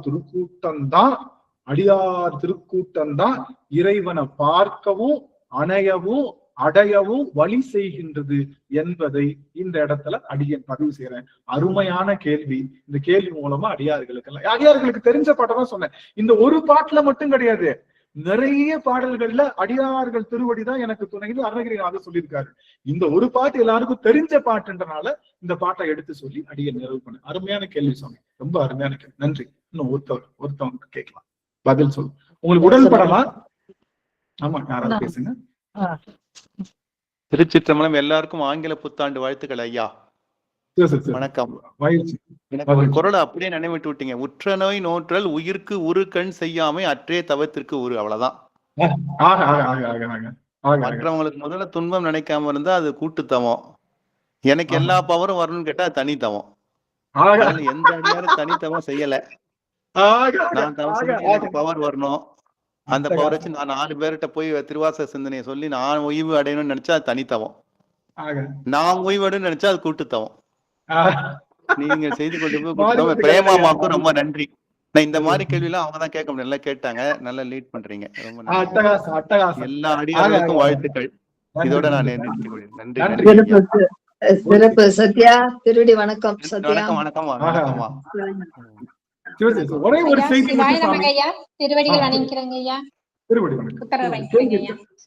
அம்மா ஒரே ஒரு செய்தி ஒண்ணு மட்டும் தெரிஞ்சுக்கோங்க, டவுட் வந்துடவே கூடாது. சிவன் மேல டவுட் வரலாம், இவன் உதவி செய்வானா செய்ய மாட்டானா அப்படின்னு டவுட் வரலாம். ஆனா அடியவர் திருவடி மேல டவுட் ஒரு நாளும் வரக்கூடாது. ஏங்க அவங்க மெய்யடியார்கள் இல்லைங்க, அவங்கதான் சும்மா டுபாக்குருங்க இருந்துட்டு போறாங்க. எனக்கு நான் அவங்கள சிவமா பாக்குறேன். திருநீர் அணிஞ்சிருக்காங்கல்ல, அவங்க வாயில திருநாமம் நமச்சிவாய சொல்றாங்கல்ல, அவங்களையும் அறியாம ஏதோ 4 திருமுறை பாடுறாங்கல்ல, அவங்க எப்படிப்பட்டவங்களோ செல்ஃபா எப்படி இருக்காங்களோ அதெல்லாம் தெரியாது. அவங்களுடைய திருவடி வணங்குறப்போ எனக்கு பெருமான் தவம் செய்வாருன்னு சொல்வதுதான் முழுந்த முடிவாக அடியேன் பல காலமா சொல்லிட்டு வந்துட்டு இருக்கு. அதனால ஐயுற வேண்டாம். அப்படி ஐயுற்றீர்கள்னா அதுக்கு மருந்து இல்லை. இனிமேலும் ஐயுற வேண்டாம். அடியவர் திருவடி ஒன்றுதான் சிறந்த மருந்து. உயிர் நோய்க்கும் இந்த பிறவிப்பினி நோய்க்கும் சிறந்த மருந்து அடியவர் திருக்கூட்ட சார்பு அடியவருடைய திருவடி தான். நீங்க தப்பா அடியார் திருக்கூட்டம் போனாலும் நீங்க உண்மையா இருந்தா உங்களை சரியான இடத்துக்கு உருட்டி கொண்டு வந்து சாமி சேர்த்துருவாரு. நாம எல்லாம் இங்கதான் சேர்ந்திருக்கோமா இல்லையா? எங்கெங்கயோ இருந்தோம், சரியான இடத்துக்கு கொண்டு வந்து சேர்த்திருக்காரா இல்லையா? அதனால நாம தப்பா வழிபாடு செஞ்சாலும் தப்பான அடியார் திருக்கூட்டத்துக்கு போனாலும் உருட்டி பரட்டி எடுத்து நம்ம சரியான இடத்துக்கு கூட்டிட்டு வந்துருவாரு நம்ம கிட்ட உண்மையான அடியவர் வணக்கம் இருந்தா. அதனால இனிமேலும் இந்த வார்த்தை ஐயுற வேண்டாம். இதை கேட்டுட்டு இருக்கக்கூடிய யூடியூப் நேயர்களுக்கும் எல்லாத்துக்கும் அடியன் சொல்வது, அடியவர் திருவடிதான் ஐயுறாமல் இருந்து இறைவனுடைய திருவடியை அடைவதற்கான பெருஞ்சாதனம் அதை மறந்துடாதீங்கன்னு சொல்லி அத்தனை அடியார்கள் திருவடியும் வணங்குற. ரொம்ப அருமையான கேள்வி, அருமையான பதில்களும் செய்யப்பட்டது. எல்லாருக்கும் இனிய புத்தாண்டு நல்வாழ்த்துக்கள். சீரும் சிறப்புமுடன் எல்லாரும் நல்லபடியா இருக்கணும். நன்றிங்க சுவாமி. உங்க வாழ்த்துக்களை தெரிவிச்சுட்டு அடியார்கள் எல்லாம் போயிடலாம். நான் க்ளோஸ் பண்ணல, நீங்க வாழ்த்துக்கள் தெரிவிப்பதற்காக நீங்க வாழ்த்துக்கள் தெரிவிச்சுக்கலாம். அடியார்களுக்கும் அனைத்து அடியாருக்கும் புத்தாண்டு நல்வாழ்த்துக்கள். அனைத்து அடியார் திருவடியை வணங்குறேன் ஐயா, திருவடியை வணங்குறேன். எல்லாருக்கும் இனிய புத்தாண்டு நல்வாழ்த்துக்கள். வணங்குறேன்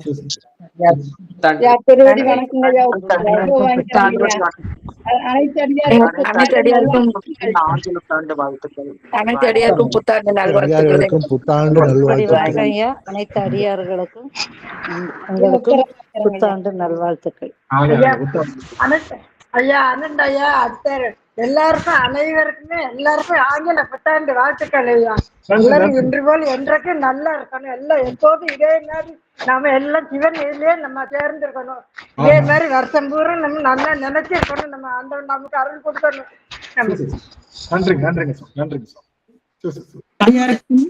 ஆங்கில திருவடி வணக்கங்க ஐயா. அனைத்து அடியாருக்கும் திருவடி வணக்கம். அனைத்து அடியாருக்கும் ஆங்கில புத்தாண்டு நல்வாழ்த்துக்கள். அனைவருக்கும் நல்லதே செய்யணும். சிவன் நமக்கு எப்பவுமே அருள் செய்யறாரு, செய்துட்டு இருப்பாரு. நம்ம அது கிடைச்சிட்டு இருக்கோம் எல்லாருக்கும்.